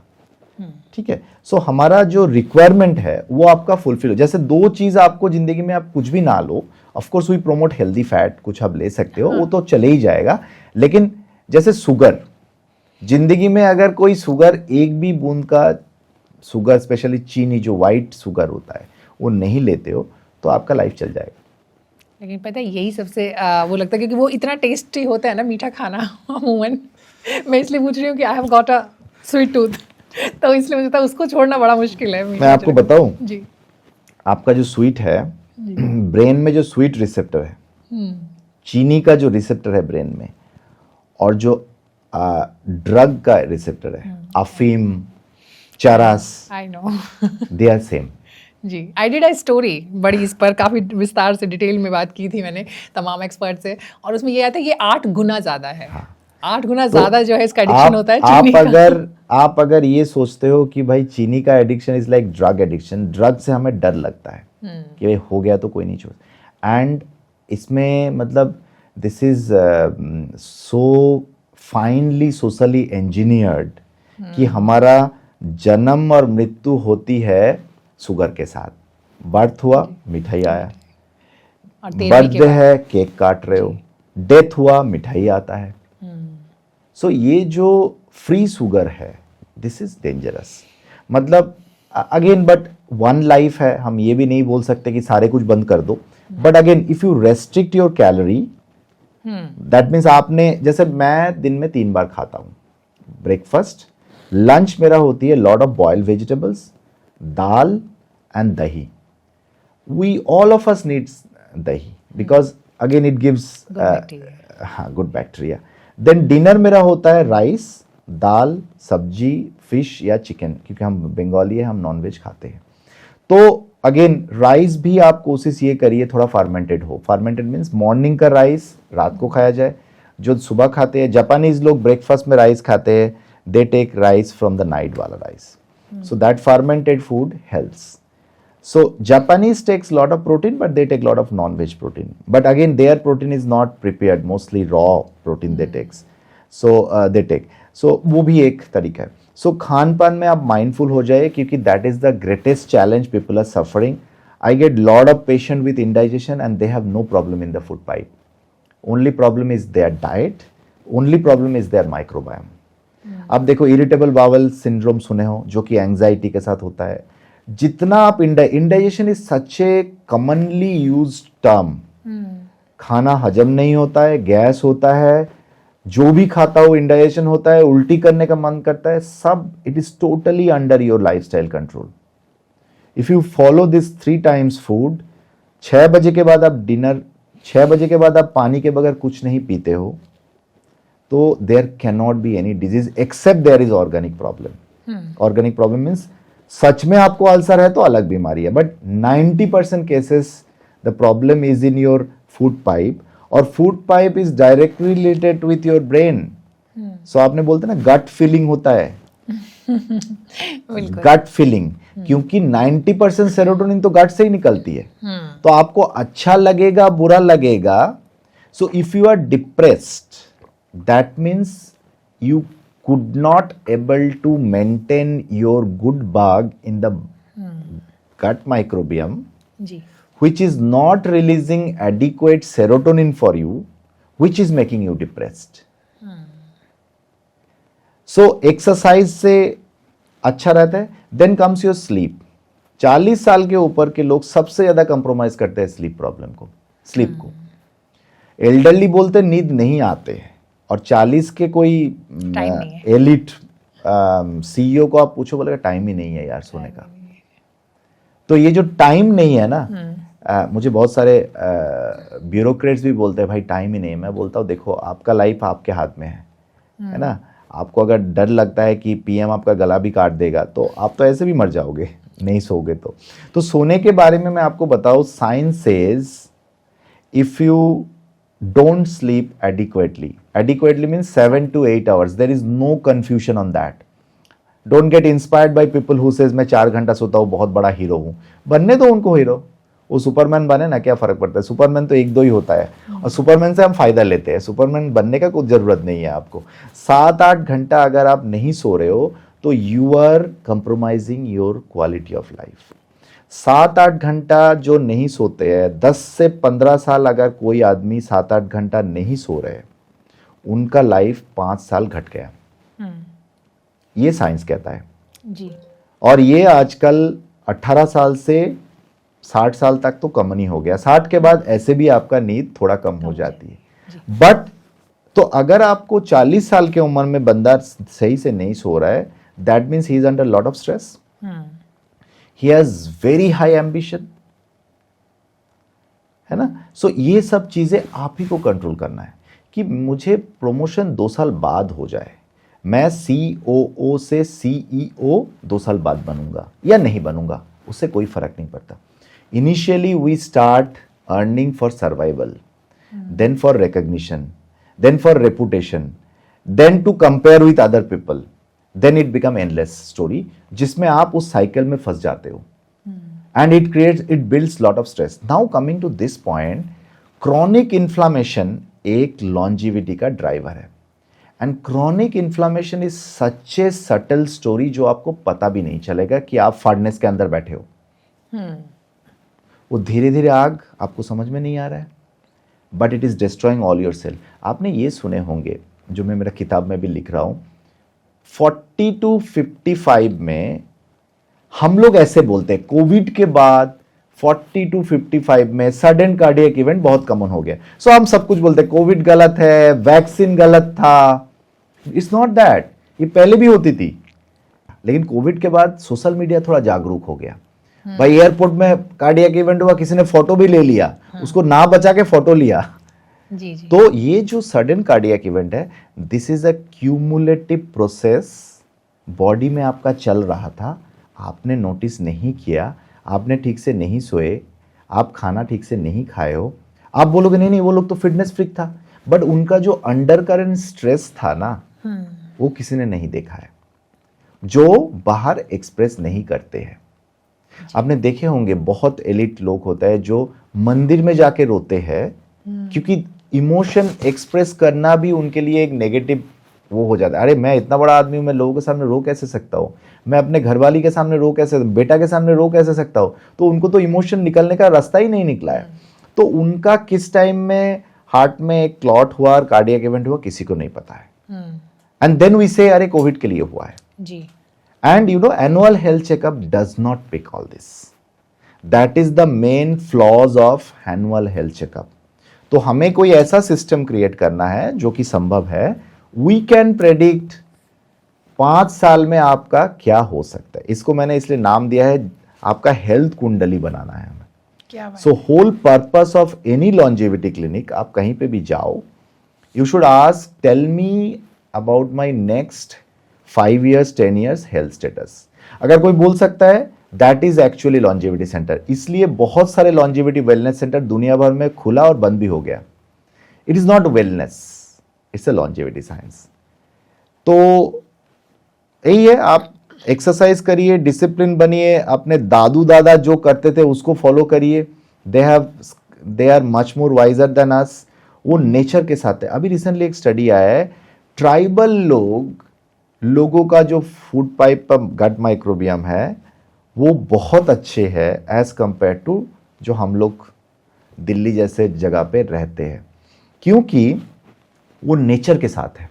वो नॉनवेज भी खाते हैं, वो वेज भी खाते हैं, लेकिन वो जल्दी सोते हैं, जल्दी उठते हैं और खूब मेहनत करते हैं। तो ये चीज को हमें फॉलो करना है। एंड देखो, जो पढ़े लिखे बंदे हैं उनको हम क्या समझाए, एम्बिशन को आप बैलेंस करिए। इफ योर एम्बिशन इज, देखो छोटे उम्र में हम भी बोलते थे कि सपना वो होना चाहिए जो आपको सोने ना दे, लेकिन 40 के बाद सपना आपको सोए सोए ही देखना है। बहुत बढ़िया। सर, इसमें चूंकि आप जब डाइट की बात कर रहे थे तो वहाँ एक सवाल मेरे मन में था। आपने बोला कि सुबह में अगर सपोज 6 से 8 के बीच जो सबसे एक्यूरेट टाइम है ब्रेकफास्ट, राइट, और रात का जो मील है वो आपका 6 बजे होना चाहिए। अब यहाँ पर पहला सवाल तो ये आता है कि नॉर्मली 6 बजे तक लोग खाना नहीं खा पाते हैं, जो हमारे शेड्यूल हैं, जिस तरह के हमारे दिनचर्या लोग के लाइफस्टाइल हो गए हैं, और बहुत सारे तो जॉब ही इस तरह के, देखिए 6 तो प्रैक्टिकली वैसे भी नहीं हो पाता है। ज़्यादातर लोग तो वो अगर बहुत अच्छी जॉब में भी हैं तो वैसे तो आजकल प्राइवेट सेक्टर में कोई टाइम है ही नहीं, लेकिन तब भी आप घर आते आते 6 तो ऑन एन एवरेज सबको बचता है। तो जो यहाँ पे एक तरीका है, नॉर्मली लोग आते हैं, चाय पीते हैं, उसके साथ कुछ खाते हैं, उसके बाद डिनर तो 9 बजे भी अगर जिन घरों में होता है उसको अच्छा ही मानते हैं वो लोग। तो मुझे लगता है कि 6 बजे तो पॉसिबल नहीं हो पाएगा सबके लिए। जो लोग नाइट शिफ्ट, जो लोग, सबके लिए पॉसिबल नहीं होगा, लेकिन जिनके लिए पॉसिबल होगा, जो आपने कहा ना कि 6 बजे तक पहुंच ही पाते हैं घर, मैं अगर 7 बजे भी घर पहुंचता हूँ, I will go and immediately have my dinner. तो 7 तक कर सकते हैं। हाँ, but I don't take snacks there. शाम को चाय और स्नैकिंग इज डेंजरस। देखो, जैसे आपने बात उठाया तो मैं बता देता हूँ, बिस्किट जी, ब्रेड, नमकीन, rusk, this should not be preferred. As much you can avoid is better for you. तो चाय पे चुस्की लेते लेते तुरंत एक रस्क आपने उठा लिया, so both are harmful for you. तो क्या हम चाय पूरा बंद कर दे? Answer is no. आप मिल्क टी एक बार ले सकते हो, बाकी time you prefer black tea, black coffee. Japanese लोग 5-6 बार चाय पीते हैं, बट नेवर मिल्क वाला। मिल्क टी उनको पता ही नहीं व्हाट इज मिल्क टी।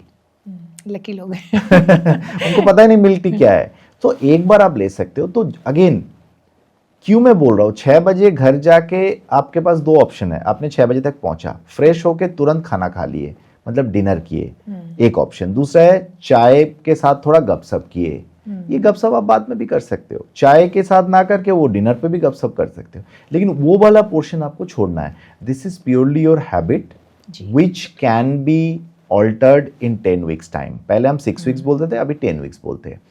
जब आप जान गए हो कि दिस इज अनहेल्दी और आपको हेल्दी रहना है, 40 साल से 55 साल तक हेल्दी रहना सबसे ज्यादा जरूरी है। आप, you are the driver, you are the pillar of the family, be it female, be it male. Female के लिए और भी चैलेंजिंग है। फीमेल तो काम भी करे तो भी वो घर वाली होम मेकर है, काम ना करे तो भी वो होम मेकर है। तो फीमेल को तो ज्यादा ख्याल रखना चाहिए। They have withdrawal of their hormone due to menopause in this phase. Menopause होने से आगे और बाद में भी दिक्कत होती है। सो एस्ट्रोजन रिलीज कम हो जाती है जी, पैल्पिटेशन होती है, हॉट फ्लैशेस होती है, चिड़चिड़ापन रहती है। तो उनको तो और ज्यादा लाइफस्टाइल में फोकस करना है। इसके साथ भी गट माइक्रोबियम का रिश्ता निकली है कि आपका अगर गट सही है तो आपको हॉट फ्लैशेस कम होगी, गट सही है तो डिप्रेशन कम होगी। We see lot of 45+ lady who are going for depression, manage नहीं कर पा रहे बिकॉज ऑफ हार्मोनल विड्रॉल। उनको तो ज़्यादा से ज़्यादा अपने हेल्थ के ऊपर ख्याल रखना चाहिए। उनका स्ट्रेस मैनेजमेंट करना बहुत ज़रूरी है। उसमें मेल पार्टनर को भी सपोर्ट करना चाहिए जितना वो कर सकते हैं, क्योंकि they are in the like that cross road जहाँ पे बच्चे को भी देखना पड़ता है, हस्बैंड को भी देखना पड़ रहा है, इन लॉज है, मम्मी पापा है, सबको देखना पड़ता है। सो उनको बहुत स्ट्रेस हो रहा है आजकल। उनको देखभाल करना बहुत ज़रूरी है जी। अच्छा, इसमें चूंकि आपने फीमेल की बात की तो मेल्स में भी ये चीज़ आती है, शायद टेस्टोस्टेरोन थोड़ा लेवल कम हो जाता है इस एज में। वो थोड़ा लेट होता है, आफ्टर 60 होता है। टेस्टोस्टेरोन कम होने का आपको मसल लॉस में इफेक्ट दिखता है, साथ में लो मूड होता है, डिप्रेशन होता है। सो काफ़ी हद तक दोनों में सिमिलरिटी है, बट एज डिफरेंस है। इसे हम बोलते हैं एंड्रोपॉज, Okay. सो 60 प्लस में किसी को होता है, किसी को 70 प्लस में होता है। तो इसके लिए लेकिन again there should not be blind therapy. मैंने बहुत सारे ऐसे प्रेस्क्रिप्शन देखा है कि टेस्टोस्टेरोन लगा लो, थोड़ा बूस्ट अप मिल जाएगा, 80 में 90 में दे देते हैं। सो साइंस कहता है अगर टेस्टोस्टेरोन कमी है तो ही रिप्लेस करना चाहिए। फीमेल का भी आजकल फिर से नया कंसेप्ट आ रहा है, हार्मोन रिप्लेसमेंट थेरेपी, जो पहले एकदम बंद किया गया था कि उससे कैंसर बढ़ जाती है, लेकिन उसमें भी कुछ कुछ चीज़ें वो आपको गायनेकोलॉजिस्ट से सलाह करके कुछ कुछ सपोर्ट लेना चाहिए। सोयाबीन टाइप्स का जो फूड है that helps along with some supplement, ये हेल्प करती है। But yes, if you have anxiety, if you have depression, if you have hot flashes, you must meet doctor and talk about counseling. So psychologists play a major role. उसमें तरह तरह के therapy है, hypnosis भी उसमें काम करती है for this age group.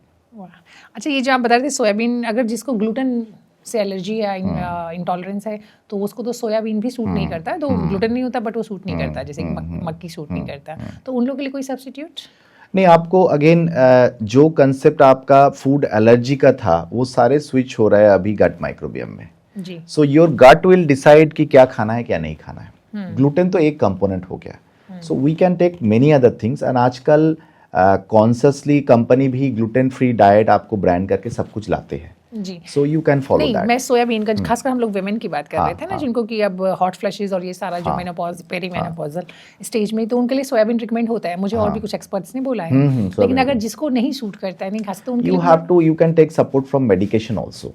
आपको तब आपको ओमेगा 3 कैप्सूल लेना है, ABNLC आता है, ये आपको सपोर्ट लेना है, but again that is not deterring you from taking other protein. Soybean एक कंपाउंड हो गया, you have lot of natural things to consume, चना हो गया, सत्तू हो गया। नहीं तो सोयाबीन अबाउट प्रोटीन, सिर्फ प्रोटीन की बात कर रहे हैं या सिर्फ पर्टिकुलरली सोयाबीन ही लेना है? नहीं, soybean is the best class protein for इसमें। प्लस सोयाबीन का जो मॉलिक्यूल है that helps in, you are right. So उसमें कुछ पॉलीफेनॉल होता है जो सपोर्ट करता है, बट पॉलीफेनॉल आजकल मॉलिक्यूल में भी आती है। So if you can not consume soybean, that is the reason I told कि आपको गायनेकोलॉजिस्ट से मिलके, even gynaecologist also will not prescribe until unless you are discussing this कि ये ऑप्शन है हमारे पास। कुछ कुछ वेराइटीज ऑफ मॉलिक्यूल भी है जो आप ले सकते हो। जी सर, हम जब डाइट की बात कर रहे थे तो वो हमारी बातचीत आगे चली गई। वहाँ पे एक सवाल मेरे मन में आया था कि आपने कहा कि सुबह उठकर आपको ब्रेकफास्ट करना है जल्दी, जितना जल्दी हो पाए, ठीक। और ब्रेकफास्ट से पहले आपने बताया कि आपको सबसे पहले नॉर्मली पानी हम लोग पीते हैं, पीना ही चाहिए, गुनगुना पानी, या कुछ लोग सादा भी पीते हैं। फिर आपको फ्रूट या फिर वेजिटेबल किसी फॉर्म में आपको खाना चाहिए। और आमतौर पर मैंने देखा है कि लोग क्या करते हैं, बहुत सारे लोग तो उठते ही चाय पी लेते हैं, जो थोड़े अवेयर हो गए हैं वो आजकल कम करने लगे हैं। पानी पिया, फिर उसके बाद कोई भी डिटॉक्स वाटर लिया, फिर आमतौर पर लोग ड्राई फ्रूट्स खाते हैं, देन उसके बाद चाय ले लेते हैं। सो dry fruit is also good, but dry fruit should be taken during your breakfast.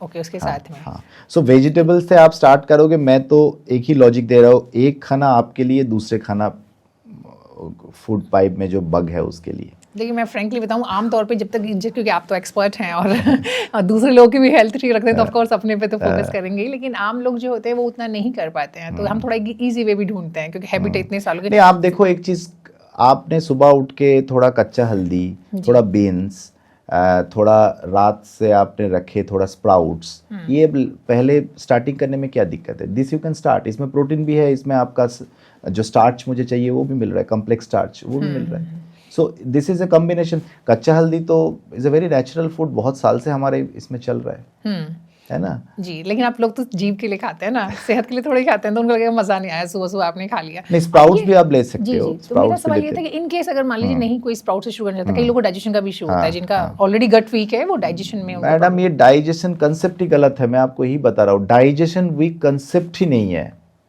You can not have weak digestion. This is a totally I will से old fashion concept of defence mechanism. अगर मेरा digestive system is control by few good bugs, और अगर आप उनको सही से time दोगे खाना खाने का और गार्बेज को निकलने का। अब देखो, मैं आपको 6 से 6 बजे का खाना खाने का टाइम नहीं दे रहा हूँ रात को, 6 PM to 6 AM, 7 AM हो जाएगा करते करते। 13 घंटा अगर आपका फूड पाइप में कुछ नहीं जा रहा है तो there can not be any form of indigestion. मैं लास्ट 1.5 ईयर से 3 बार खा रहा हूँ, इसी रेजिम को फॉलो कर रहा हूँ। I eat breakfast as 8, 1 to 2 is my lunch, अगर बाहर हो तो लंच करूँगा ही नहीं, आई हैव सम वो रोस्टेड चना वो ले लूँगा, कहीं मिल जाता है तो दाल ले लूँगा, बॉयल दाल, दही खरीद के ले खा लूँगा बाहर हूँ तो, रात को जाके मैं खाना खाऊँगा। This 1.5 years, believe me, I have not taken a single digestion का गोली। और बंगाली में तो इंडाइजेशन बहुत कम है। मेरा भी ऐसे दिन था जब मैं 4-4, 5-5 गोली खाया हूँ फॉर इंडाइजेशन, क्योंकि तब मैं 5 बार खाता था। मैं बिल्कुल यहीं पे आ रही थी आपने जो सवाल मेरे मन में था वहाँ ऑलरेडी आपने बता दिया, क्योंकि हम लोग अभी तक भी जब हम मॉडर्न में, आप खुद मॉडर्न मेडिसिन के एक्सपर्ट हैं और बहुत कम लोग इस चीज़ को एंडोर्स करते हैं, क्योंकि हमने खुद ने, मुझे बहुत लंबा एक्सपीरियंस रहा है हेल्थ पर काम करने का, ऑलमोस्ट 20-25 साल एज अ हेल्थ राइटर और एज अ हेल्थ रिपोर्टर। तो मैंने देखा कि पहले हम लोगों ने स्टोरीज़ की कि 5 बार खाना खाना चाहिए, ठीक है, 3 प्रॉपर मील, 2 छोटे मील। फिर जब थोड़ा सा और आगे बात हुई तो लोगों ने कहना शुरू किया कि मैक्सिमम आप 4 तो आपको करना ही करना है मिनिमम। तो आप, क्योंकि 5 हो नहीं पाता कई बार, जब आपको अर्ली भी तो खाना है ना, 6 बजे 7 बजे तक खत्म करना है, तो आप कैसे 5 को उसमें आप फिट ही नहीं कर पाएंगे, क्योंकि आपको 2-2.5 घंटे का तो आपको टाइम भी देना है ना डाइजेशन के लिए। तो एटलीस्ट 2-2.5 घंटा तो बिल्कुल, अदरवाइज आप आयुर्वेद में जाते हैं तो वो तो और लंबा बोलते हैं, वो लोग तो 3-4 घंटे का गैप बोलते हैं। तो वो भी आपको चाहिए। तो फिर हुआ कि 4 मील आप कर लीजिए, 3 प्रॉपर मील और 1 छोटा मील, या जिसको भी आप स्नैक्स बोल लीजिए, हेल्दी स्नैक्स या fruits, whatever you want to have, वो आप कर सकते हैं। तो इसीलिए मैंने पूछा था आपसे कि ये 4 मील को फिट करना बड़ा मुश्किल है। नहीं, अगेन मैडम, मैं आपको फिर बताऊंगा कि this is a old concept. जी बिल्कुल। We are writing pathogenesis totally differently now. आपने कभी पहले सुना है 14 हॉलमार्क्स ऑफ एजिंग है, 14 ड्राइवर ऑफ एजिंग है? अभी तक हम लोग ऑक्सीडेटिव इंजरी, लिवर इंजरी यही बात कर रहे हैं। Now we are talking much more molecular level. So science has progress, that is science. Science आज जो है कल नया हो सकता है, अलग हो सकता है। बट अगर आप साइंस को छोड़ भी दो, आप वो चीज़ सोचो, हमारा जो सन्यासी लोग हैं वो दिन में कितने बार खाते हैं?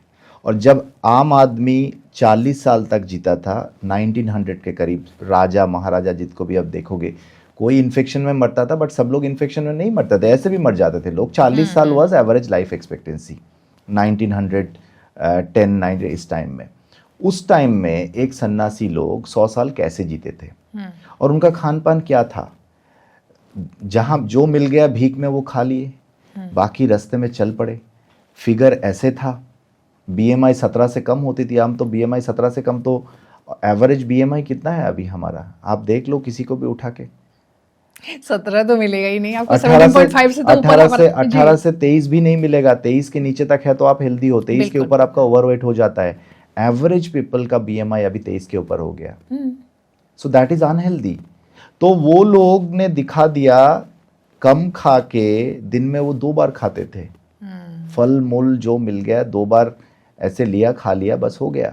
और उसमें वो जिए है, 100 साल जिए है। उसका एग्जाम्पल है, उसका एविडेंस है। तो हम उनसे सीखे।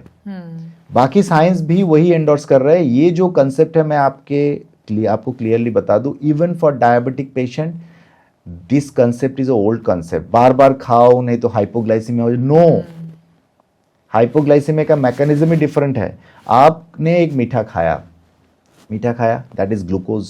ग्लूकोज जाते ही आपका इंसुलिन एक स्पाइक आएगा। इंसुलिन बोलेगा ग्लूकोज को पकड़ो और पकड़ के सेल के अंदर ले जाओ। सेल बोलेगा थोड़ा सा मुझे चाहिए। बाकी क्या करोगे? लीवर में जाके स्टोर कर दो ग्लाइकोजन, फैटी लीवर। आपको सिर्फ लीवर में जाके स्टोर होना पता है। वो लीवर में हो सकती है, किडनी में हो सकती है, हार्ट में हो सकता है। जैसे आपको फैटी लीवर पता है, वैसे फैटी किडनी हो सकती है, फैटी हार्ट हो सकता है, फैटी लंग हो सकता है। हर जगह पे स्टोर हो सकती है वो। तो हमें तो उतना चाहिए ही नहीं, हम तो बहुत ज़्यादा खाते हैं। सो इसलिए अगर दुनिया में कुछ भी एज रिवर्सल का तरीका है, लंबा जीने का एक ही सीक्रेट है, कम खाना। जो कम खाएगा वो लंबा जिएगा। सो कम खाने का मतलब कैलोरी को आप रेस्ट्रिक्ट कर रहे हो। तो आप कैसे कैलोरी रेस्ट्रिक्ट करोगे? एक ऑप्शन है जो जापानीज फॉलो करता है, हर बार खाओ, कम कम खाओ। वो हमारा इंडियन कल्चर में सूट नहीं करता है। प्लस हमारा सैटाइटी सेंटर को उसके लिए ट्यूनिंग होना है, जो टाइम लगेगा। अगर आप एक जनरेशन में फॉलो करते हो, नेक्स्ट जनरेशन में फॉलो दैट, क्योंकि वो जाता है ऑनलाइन नेक्स्ट जनरेशन में। तो हमने इसलिए सोचा और हमने स्टडी भी किया, इसे टाइम रेस्ट्रिक्टेड फीडिंग कहते हैं। जब भी आपने ये डिसाइड कर लिया कि मैं नॉर्मल खाना खाऊंगा, मैं खाना खाने के टाइम में कोई कंप्रोमाइज नहीं करूंगा। लेकिन मैं अगर 3 बार खाता हूँ, जो एवरेज लोग 5 बार से 4 बार खाते हैं, तो ऑटोमेटिकली मेरा कैलोरी 20 से 30% कम हो जाती है। Then I am done. जी। यही करके कम से कम 10 पेशेंट का डायबिटीज रिवर्सल हो गया। यही करके मेरा कम से कम ऐसे 50 पेशेंट होगा जिनका ओबेसिटी था, मोटापा था, कम से कम 20 किलो वेट घटा है। Only through this. हम नेचर के प्रोसेस को फॉलो कर रहे हैं। We are not giving any medicine. जी, एक्चुअली प्रॉब्लम ये है ना सर, हमारे यहाँ पर बैठे हैं तो खा लो, गप्पे मार रहे हैं तो खा लो, मार्केट जा रहे हैं तो खा लो, मतलब हमारे again you know you have to fix your clock. हम लोग छोटे उम्र में पैवलोव रिएक्शन पढ़ते थे ना, कि डॉगी को एक ही टाइम में खाना देते हो, घंटी बजाओ, उस टाइम में खाना भी नहीं दोगे तो भी उसका सलाइवा टपकेगा। तो आपको ये रेगुलेट करना है। मैं रिसेंटली गया था एक 5 स्टार होटल में टॉक देने के लिए। पूरा ग्रुप था, बहुत बड़े बड़े लोग थे।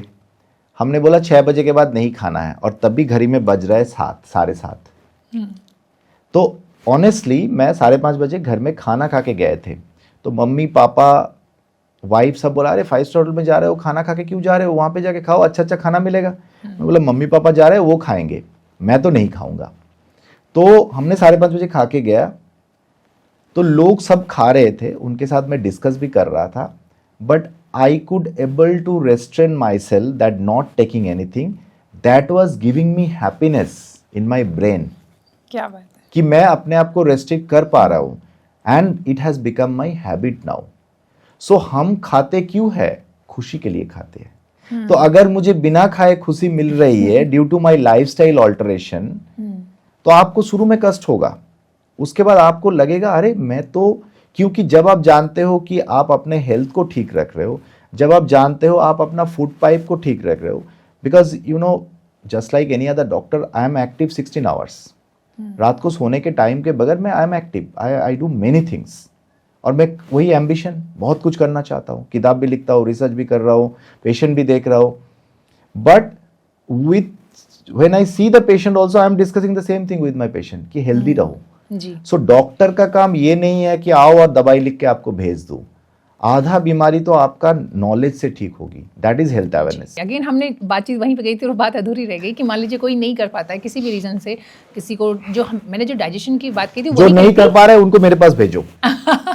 नहीं ऑफ कोर्स वो तो है, लेकिन जो मैंने डाइजेशन की बात की थी वो इसीलिए की थी, जो गट बैक्टीरिया किसी वजह से अभी हेल्दी नहीं है, वो लेवल नहीं है कि आप पचा पाओ स्प्राउट से कुछ, तो फिर वो क्या फ्रूट से शुरुआत कर सकते हैं? हाँ कर सकते हैं, व्हाई नॉट। कोई भी फल? फल की बात में मैं आपको बताऊं, फल इज लाइक साइंस सेज जो फल खाने में आपको सबसे बेकार लगता है वो सबसे हेल्दी है टेस्ट में भी। हाँ, जैसे कि ड्रैगन फ्रूट्स, स्ट्रॉबेरी जो मीठा नहीं है, चेरी जो मीठा नहीं है, ये सब थियोरेटिकली हेल्दी है। ये हमारा लॉन्जिविटी जीन को स्टिमुलेट करता है। इसका मैं एक आपको उदाहरण दूं। इट्स लाइक डार्विन का जो थियोरी था ना, स्ट्रगल फॉर एग्जिस्टेंस। स्ट्रगल करोगे तो आगे जाओगे, स्ट्रगल करोगे तो बचोगे। आप एक चीज़ सोचो, हम जो एक्सरसाइज करते हैं, किसको एक्सरसाइज करना अच्छा लगता है? खेलना अच्छा लगता है। जो खेलने के थ्रू एक्सरसाइज करते हैं दे एंजॉय इट। बट आप ट्रेडमिल में रन कर रहे हो और पीछे दम दम म्यूजिक बज रहा है, आपको अच्छा लगता है? मुझे तो अच्छा नहीं लगता है। पसीना छूटती है, सांस फूलता है, राइट? तभी तो नहीं जाते ना लोग, बट आराम करना चाहते हैं। वही आपका लॉन्जिविटी जिन को स्टिमुलेट कर रहा है, वही आपको लंबी उम्र देगा। Yes, little bit of stress अच्छा है। इसे साइंस में हॉर्मेटिक्स कहते हैं। तो जो फल खा के मुझे अच्छा नहीं लगा वो मुझे स्ट्रेस दिया, that stress is a good stress, that is hormetics. तो लेकिन वो स्ट्रेस अगर ज्यादा हो जाए then it is harmful to you. So stress except your mental stress is all good. अब देखिए जो एक्सरसाइज करते हैं, आप ट्रेडमिल छोड़ दो, आप पार्क में रन कर रहे हो तो भी तो आपका सांस फूल रहा है, आपको अच्छा नहीं लग रहा है, जी। पसीना छूट रही है, लेकिन आपको तब अच्छा लगेगा जब जानोगे इसका अच्छा इफेक्ट है। यू नो डिप्रेशन का one of the treatment is exercise. क्योंकि जब आप एक्सरसाइज में एडजस्ट कर रहे हो स्ट्रेस लेने का, पहले दिन आपने 1 किलोमीटर रन किया, दूसरे महीने में आपने 2 किलोमीटर रन किया, तीसरे महीने में 3 किलोमीटर रन किया, तो आपने अपना स्ट्रेस को धीरे धीरे बढ़ा रहे हो, स्ट्रेस लेने का क्षमता बढ़ा रहे हो। तो ब्रेन भी उतना ही स्ट्रेस लेने का क्षमता बढ़ा रहा है। इसे क्रॉस सेंसिटाइजेशन कहते हैं। तो जो एक्सरसाइज करते हैं उनको डिप्रेशन भी कम होती है, क्योंकि वो मतलब स्ट्रेस तो आएगा लाइफ में, सबके लाइफ में, but how you react to the stress is important. आपका रेजिलियंस कितना है वो इम्पोर्टेंट है। तो खान पान के बारे में मैं आपको बता दूं, आप जो कर सकते हो वही करो, लेकिन it's all in your mind. अगर आप इसमें, मेरा पर्पस है लोगों को पॉडकास्ट के थ्रू बताना कि आप ये कर सकते हो जी। ये एक हैबिट है, ये एक अच्छी हैबिट है। देखो अच्छी हैबिट सबको लिए कठिन होता है, पढ़ाई लिखाई करना भी कठिन था, है ना। जो 18 घंटे क्रिकेट प्रैक्टिस करता है 14 घंटा, उनके लिए भी कठिन है, लेकिन हम उनका सिर्फ सक्सेस कंपोनेंट देखते हैं, हम उनका फेलियर नहीं देखते हैं, फेलियर प्लस स्ट्रगल, स्ट्रगल नहीं देखते हैं। तो स्ट्रगल तो सब कुछ में आपको करना है, अच्छा चीज करना है, आपको स्ट्रगल करना है। आप 5,000 रुपया 500 रुपया भी महीने में जमा करते हो तो आपके एंजॉयमेंट से 500 रुपया निकाल के आपने डाले कि नहीं, मेरा 30 साल बाद ये 500 रुपया फ्यू करोड़ होगा जिससे मेरा पेट चलेगा रिटायरमेंट के बाद। तो ये भी तो स्ट्रगल ही है जी। बिल्कुल नहीं, एक्चुअली जब हम डाइट की बात कर रहे थे वहाँ पे जो अक्सर लोग शाम में नहीं खा पाते हैं, मतलब कहते हैं कि 6 बजे नहीं, क्योंकि रात को भूख लगेगी, क्योंकि लोग सोते फिर से लेट हैं, टीवी देखेंगे, मोबाइल स्क्रॉल करेंगे, फिर आप रात में 11 बजे सोएंगे तो ऑफकोर्स 6 बजे से लेकर 5 घंटे के गैप पे फिर आपको भूख लगेगी। नहीं लगेगी मैडम, मैं आपको फिर बताऊंगा। अगर आप लंच हल्का करते हो, जो मैं करता हूँ, ठीक है, तो 6 बजे मुझे इतना भूख लगती है कि and I eat like a राक्षस। तो 6 बजे अगर आप भरपेट खा लेते हो तो आपको भूख लग ही नहीं सकता, मुझे नहीं लगता। बहुत अच्छी बात आपने कही, क्योंकि थोड़ा सा डिफरेंट है जो आपकी अप्रोच है। नॉर्मली लोग कहते हैं कि आपको जो ब्रेकफास्ट है वो सबसे हैवी होना चाहिए आपका, फिर आपका जो खाना है बीच का लंच वो थोड़ा सा कम होना चाहिए, और डिनर जो है सबसे लाइट होना चाहिए। तो इसीलिए जब आप शाम में कुछ हल्का खा रहे हैं 6 बजे तो आपको भूख लग जाएगा, लगेगी। फिर मैं बहुत भी अगर कंट्रोल करेंगे तो लोग दूध ले लेते हैं। तो आप हेवी लंच ब्रेकफास्ट लो और हेवी डिनर लो, बीच में लंच आपको ज्यादा लेने की जरूरत भी नहीं है, थोड़ा सा ले लो। That should be boiled vegetables again, because you have to feed your bug. So भरपेट बॉइल्ड वेजिटेबल, जितना वैरायटी है बॉयल कर लो, उतार के उसमें ऑलिव ऑयल दे के खा लो, ये कोई भी अफोर्ड कर सकता है। और दही ले लो। अफोर्ड तो सर कोई भी कर सकता है, लेकिन वो जवान उसको अफोर्ड नहीं करेगा, उसमें मजा करेगा नहीं ना। आता। आप देखो चना को, सत्तू को आप कितना तरीके से बना सकते हो। See when there is a will there is a way. आपको समझना है सही क्या है। हमारा काम है एज ए डॉक्टर समझाना कि ये साइंस है, ये सही है और इसका प्रेसिडेंस है। साधु सन्यासी ने करके दिखाया है। अब इसको आयुर्वेदा नाम दिया जाए, एलोपैथी नाम, मैं कोई पैथी की बात ही नहीं कर रहा हूं। मैं बोल रहा हूं this is your body, this is a science. ये वैदिक स्क्रिप्चर में लिखा हुआ है, या आयुर्वेदा में लिखा है, या एलोपैथ वाले लिखा है, इससे हमें कोई मतलब नहीं। हमें तो हेल्दी रहना है जी। बहुत खूब। एक्चुअली अभी तक आपने बताया डाइट की बात हमने की, थोड़ा सा और डिटेल में थोड़ी सी और बात करूंगी इसके बाद, लेकिन डाइट पे आपने बात की, एक्सरसाइज की हमने बात की, जो 2-3 मेजर पार्ट हैं। 2 चीज़ें और आती हैं जिसपे कि एक तो आपने बताया था कि एक्टिव रहना है, अगर आप चाहते हैं कि आपकी एजिंग डिले हो तो उस पर अगर थोड़ा सा आप बता पाएँ कि किस तरीके से किस तरह काम में इन्वॉल्व हो। और एक चीज़ थी जो हमने मिस की है, वो है अभी तक जिस पर ज़्यादा बात नहीं है, वो है आपके माइंड, मेमोरी। तो इन 2 चीज़ पे हम चाहेंगे कि आप थोड़ा सा बताएं। तो पहले तो आपको ये बहुत इंपॉर्टेंट है कि किसी को भी सोशली, जो आपके घर में पेरेंट्स हैं, जो सीनियर सिटीजन हैं, तो उनको आप कहीं ना कहीं उनको एंगेज रखना है।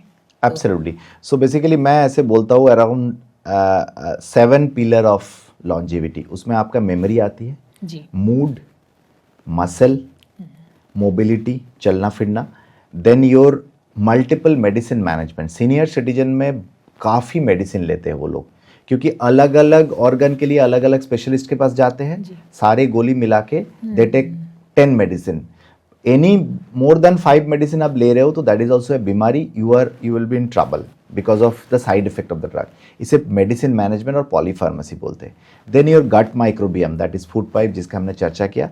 देन योर मेटाबॉलिज्म, मतलब मोटापा है कि नहीं, वो भी आपका खान पान से रिलेटेड है, उसका भी हमने चर्चा किया। Last is your meaningful engagement. आप मीनिंगफुली एंगेज नहीं हो तो आप हैप्पी नहीं रह सकते हो जी। तो हम कितना भी खान पान की बात करें, कितना भी एक्सरसाइज की बात करें, सीनियर सिटीजन को हैप्पी रहने के लिए कुछ ना कुछ करते रहना है। और वो एंगेजमेंट आपको खुद को ढूंढना है। वो हो सकता है अपने पोता पोती के साथ एंगेजमेंट, वो हो सकता है अपना पीयर ग्रुप के साथ जाके बातचीत करना, वो हो सकता है आप कुछ लिखते हो। बट मेमोरी की बात मैं करूं तो आपको नया चीज सीखना है। So challenging your brain is the most important thing. So brain and muscle, memory and muscle, इसके लिए एक कहावत है, use it or lose it. So brain को हम जितना ज़्यादा use करेंगे constructively, so brain में memory के 5-6 डोमेन है, मैं समझा रहा हूँ आपको। एक है अटेंशन, अटेंशन बढ़ाने का काम करना है। कैसे करेंगे? It can be sudoku, it can be playing bridge, it can be mathematical calculation, it can be new learning. आप कोई नया लैंग्वेज सीखो, आप कोई इंस्ट्रूमेंट बजाना सीखो। Piano is a very good instrument to learn, कठिन है बट सीखोगे तो बढ़िया है, it will stimulate your attention. हो गया। Then executive functioning, executive functioning मतलब घर में कोई फंक्शन होगी, उसको अरेंज करना, उसको ऑर्गेनाइज करने के लिए आप सीनियर सिटीजन को दो, और उनको भी खुद से टेकअप करना चाहिए। घर में शादी में नाना नानी दादा दादी पीछे बैठे रहते हैं, उनको आप एंगेज करिए, तो वो एंगेज होने से उनका ब्रेन ज़्यादा काम करेगा कि एग्जीक्यूटिव फंक्शनिंग काम कर रहे हैं। Then third is your language. Language में हम फ्लुएंसी कम हो जाता है उम्र के साथ साथ। फ्लुएंसी मतलब सपोज मैं आपको बोलूँ बी से कितना शब्द आप बोल सकते हो 2 मिनट में, ओके, ठीक है, तो ये उनको डिस्कस करना चाहिए, उनको ये सब करना चाहिए। मैथमेटिकल कैलकुलेशन हेल्प्स इसमें भी। आप फ्लुएंसी हो गया, लैंग्वेज हो गया, then comes your visual spatial. Visual spatial मतलब यहाँ से कैमरा कितना दूरी पे है ये मेरा ब्रेन ऑटोमेटिक गेज कर रहा है। बट क्या होता है जब आपका मेमोरी डोमेन में प्रॉब्लम होता है तो आप उसमें गेज नहीं, उसमें आपका गिरने का चांस होता है। इसलिए fall can be one of the early manifestation of memory impairment also. Then fifth होती है सोशल कॉग्निशन। एक आदमी जो सोसाइटी में खूब बातचीत करता था, मिलता था, सोशलाइज करता था, सडनली वो बहुत इंट्रोवर्ट हो गए, चिड़चिड़ा हो गया, एग्रेसिव हो गया, that can be a science of memory impairment. इसे मिनिमल बिहेवियरल इंपेयरमेंट कहते हैं। तो ये 5 डोमेन को ठीक रखने के लिए आपको स्ट्रेस कम करना है। Every stress event is killing thousands of good cell in your brain. तो स्ट्रेस को कम रखना है, नींद बड़ा अच्छा होना है, 7 से 8 घंटे नहीं सोओगे तो जल्दी बीमारी, भूलने का बीमारी होगी। आपको अटेंशन स्पैन को बढ़ाना है, इसके लिए किताब पढ़िए, किताब लिखिए, ना कि रील देखिए, ठीक है। देन आपको नया स्किल सीखना है ताकि नया नया कनेक्शन जुड़े, इसे न्यूरोप्लास्टिसिटी बोलते हैं। सो नया स्किल सीखना है, it can be painting, it can be music. So pursue your passion, जो जिंदगी भर सोचे थे नहीं कर पाए, और पैशन को हम परसू करते हैं अपने लिए, दूसरों के लिए नहीं, राइट। एंड बाकी चीजें को मैनेज करना है। प्रेशर है, शुगर है, तो सही डॉक्टर से दिखा के अपना इलाज कराइए।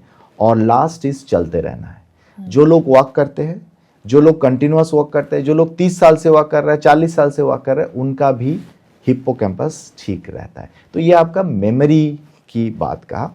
बट अगेन देखा गया जिनके लाइफ में पर्पस है, जो मीनिंगफुली एंगेज है, वो लोग ये सब अच्छा मैनेज करते हैं और हेल्दी रहते हैं।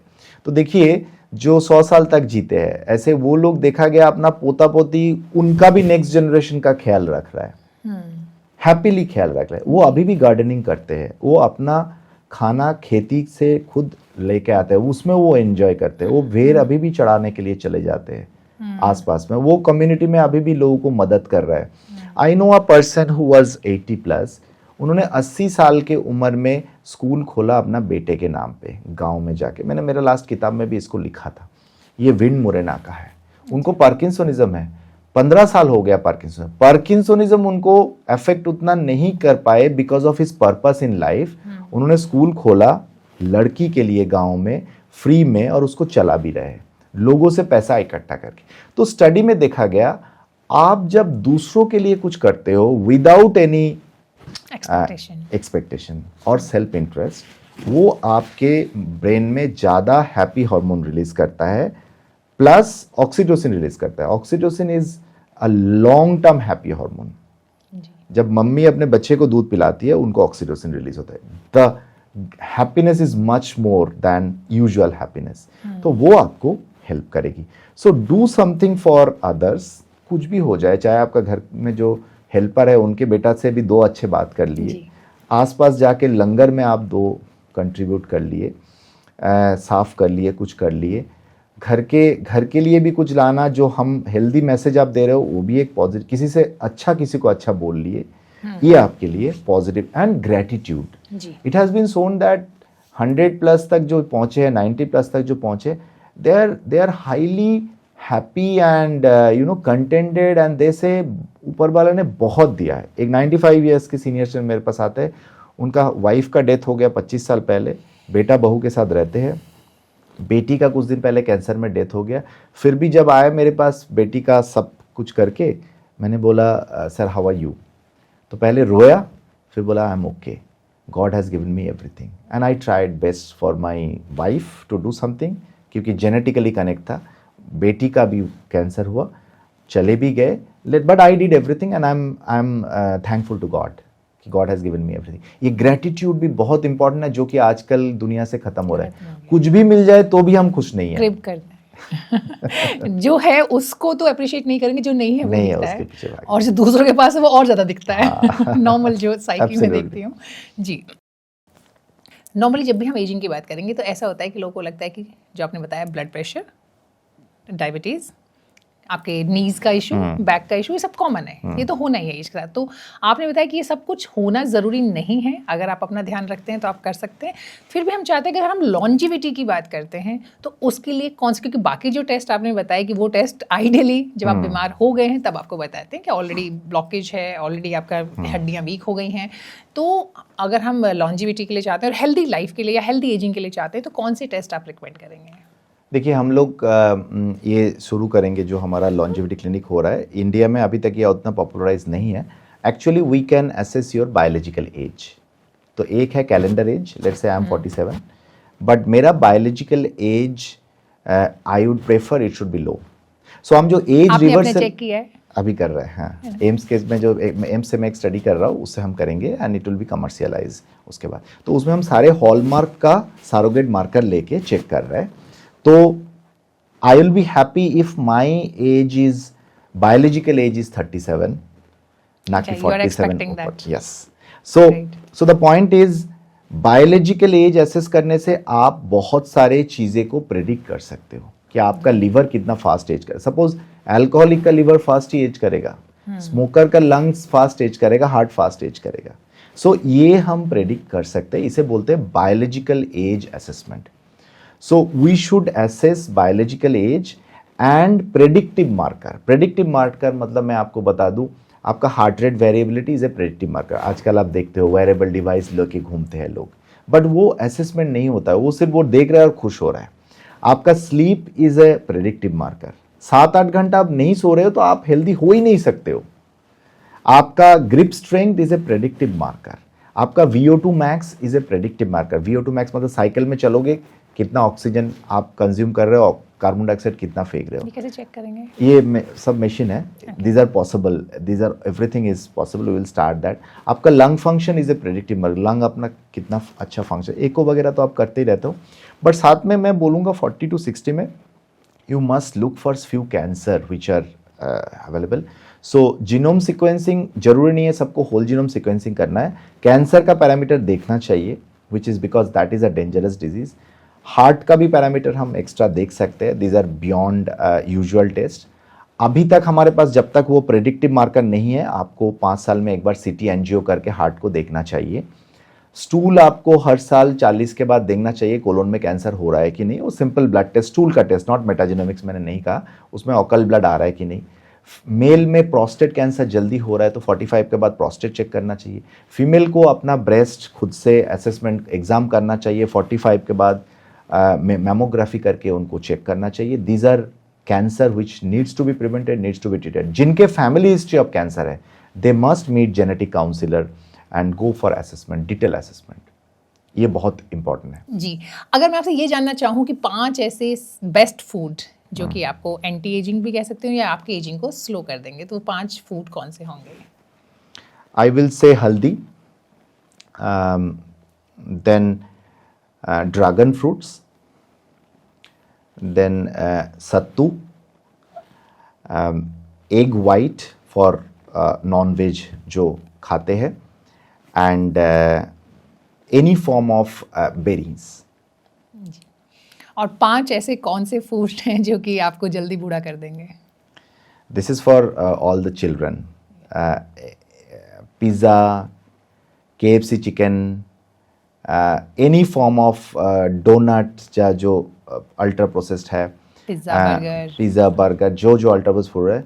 Second is your soft drinks, hot drinks, soft drinks आज अभी भी बहुत चल रहा है. Soft drinks even includes energy drinks also, contains lot of fructose. Any fruit juice whatsoever available in the market. Then third is your any sweets. वो आपको बढ़ाएगा. I know sweets we cannot stop, but yes, sweet, any form of sweet.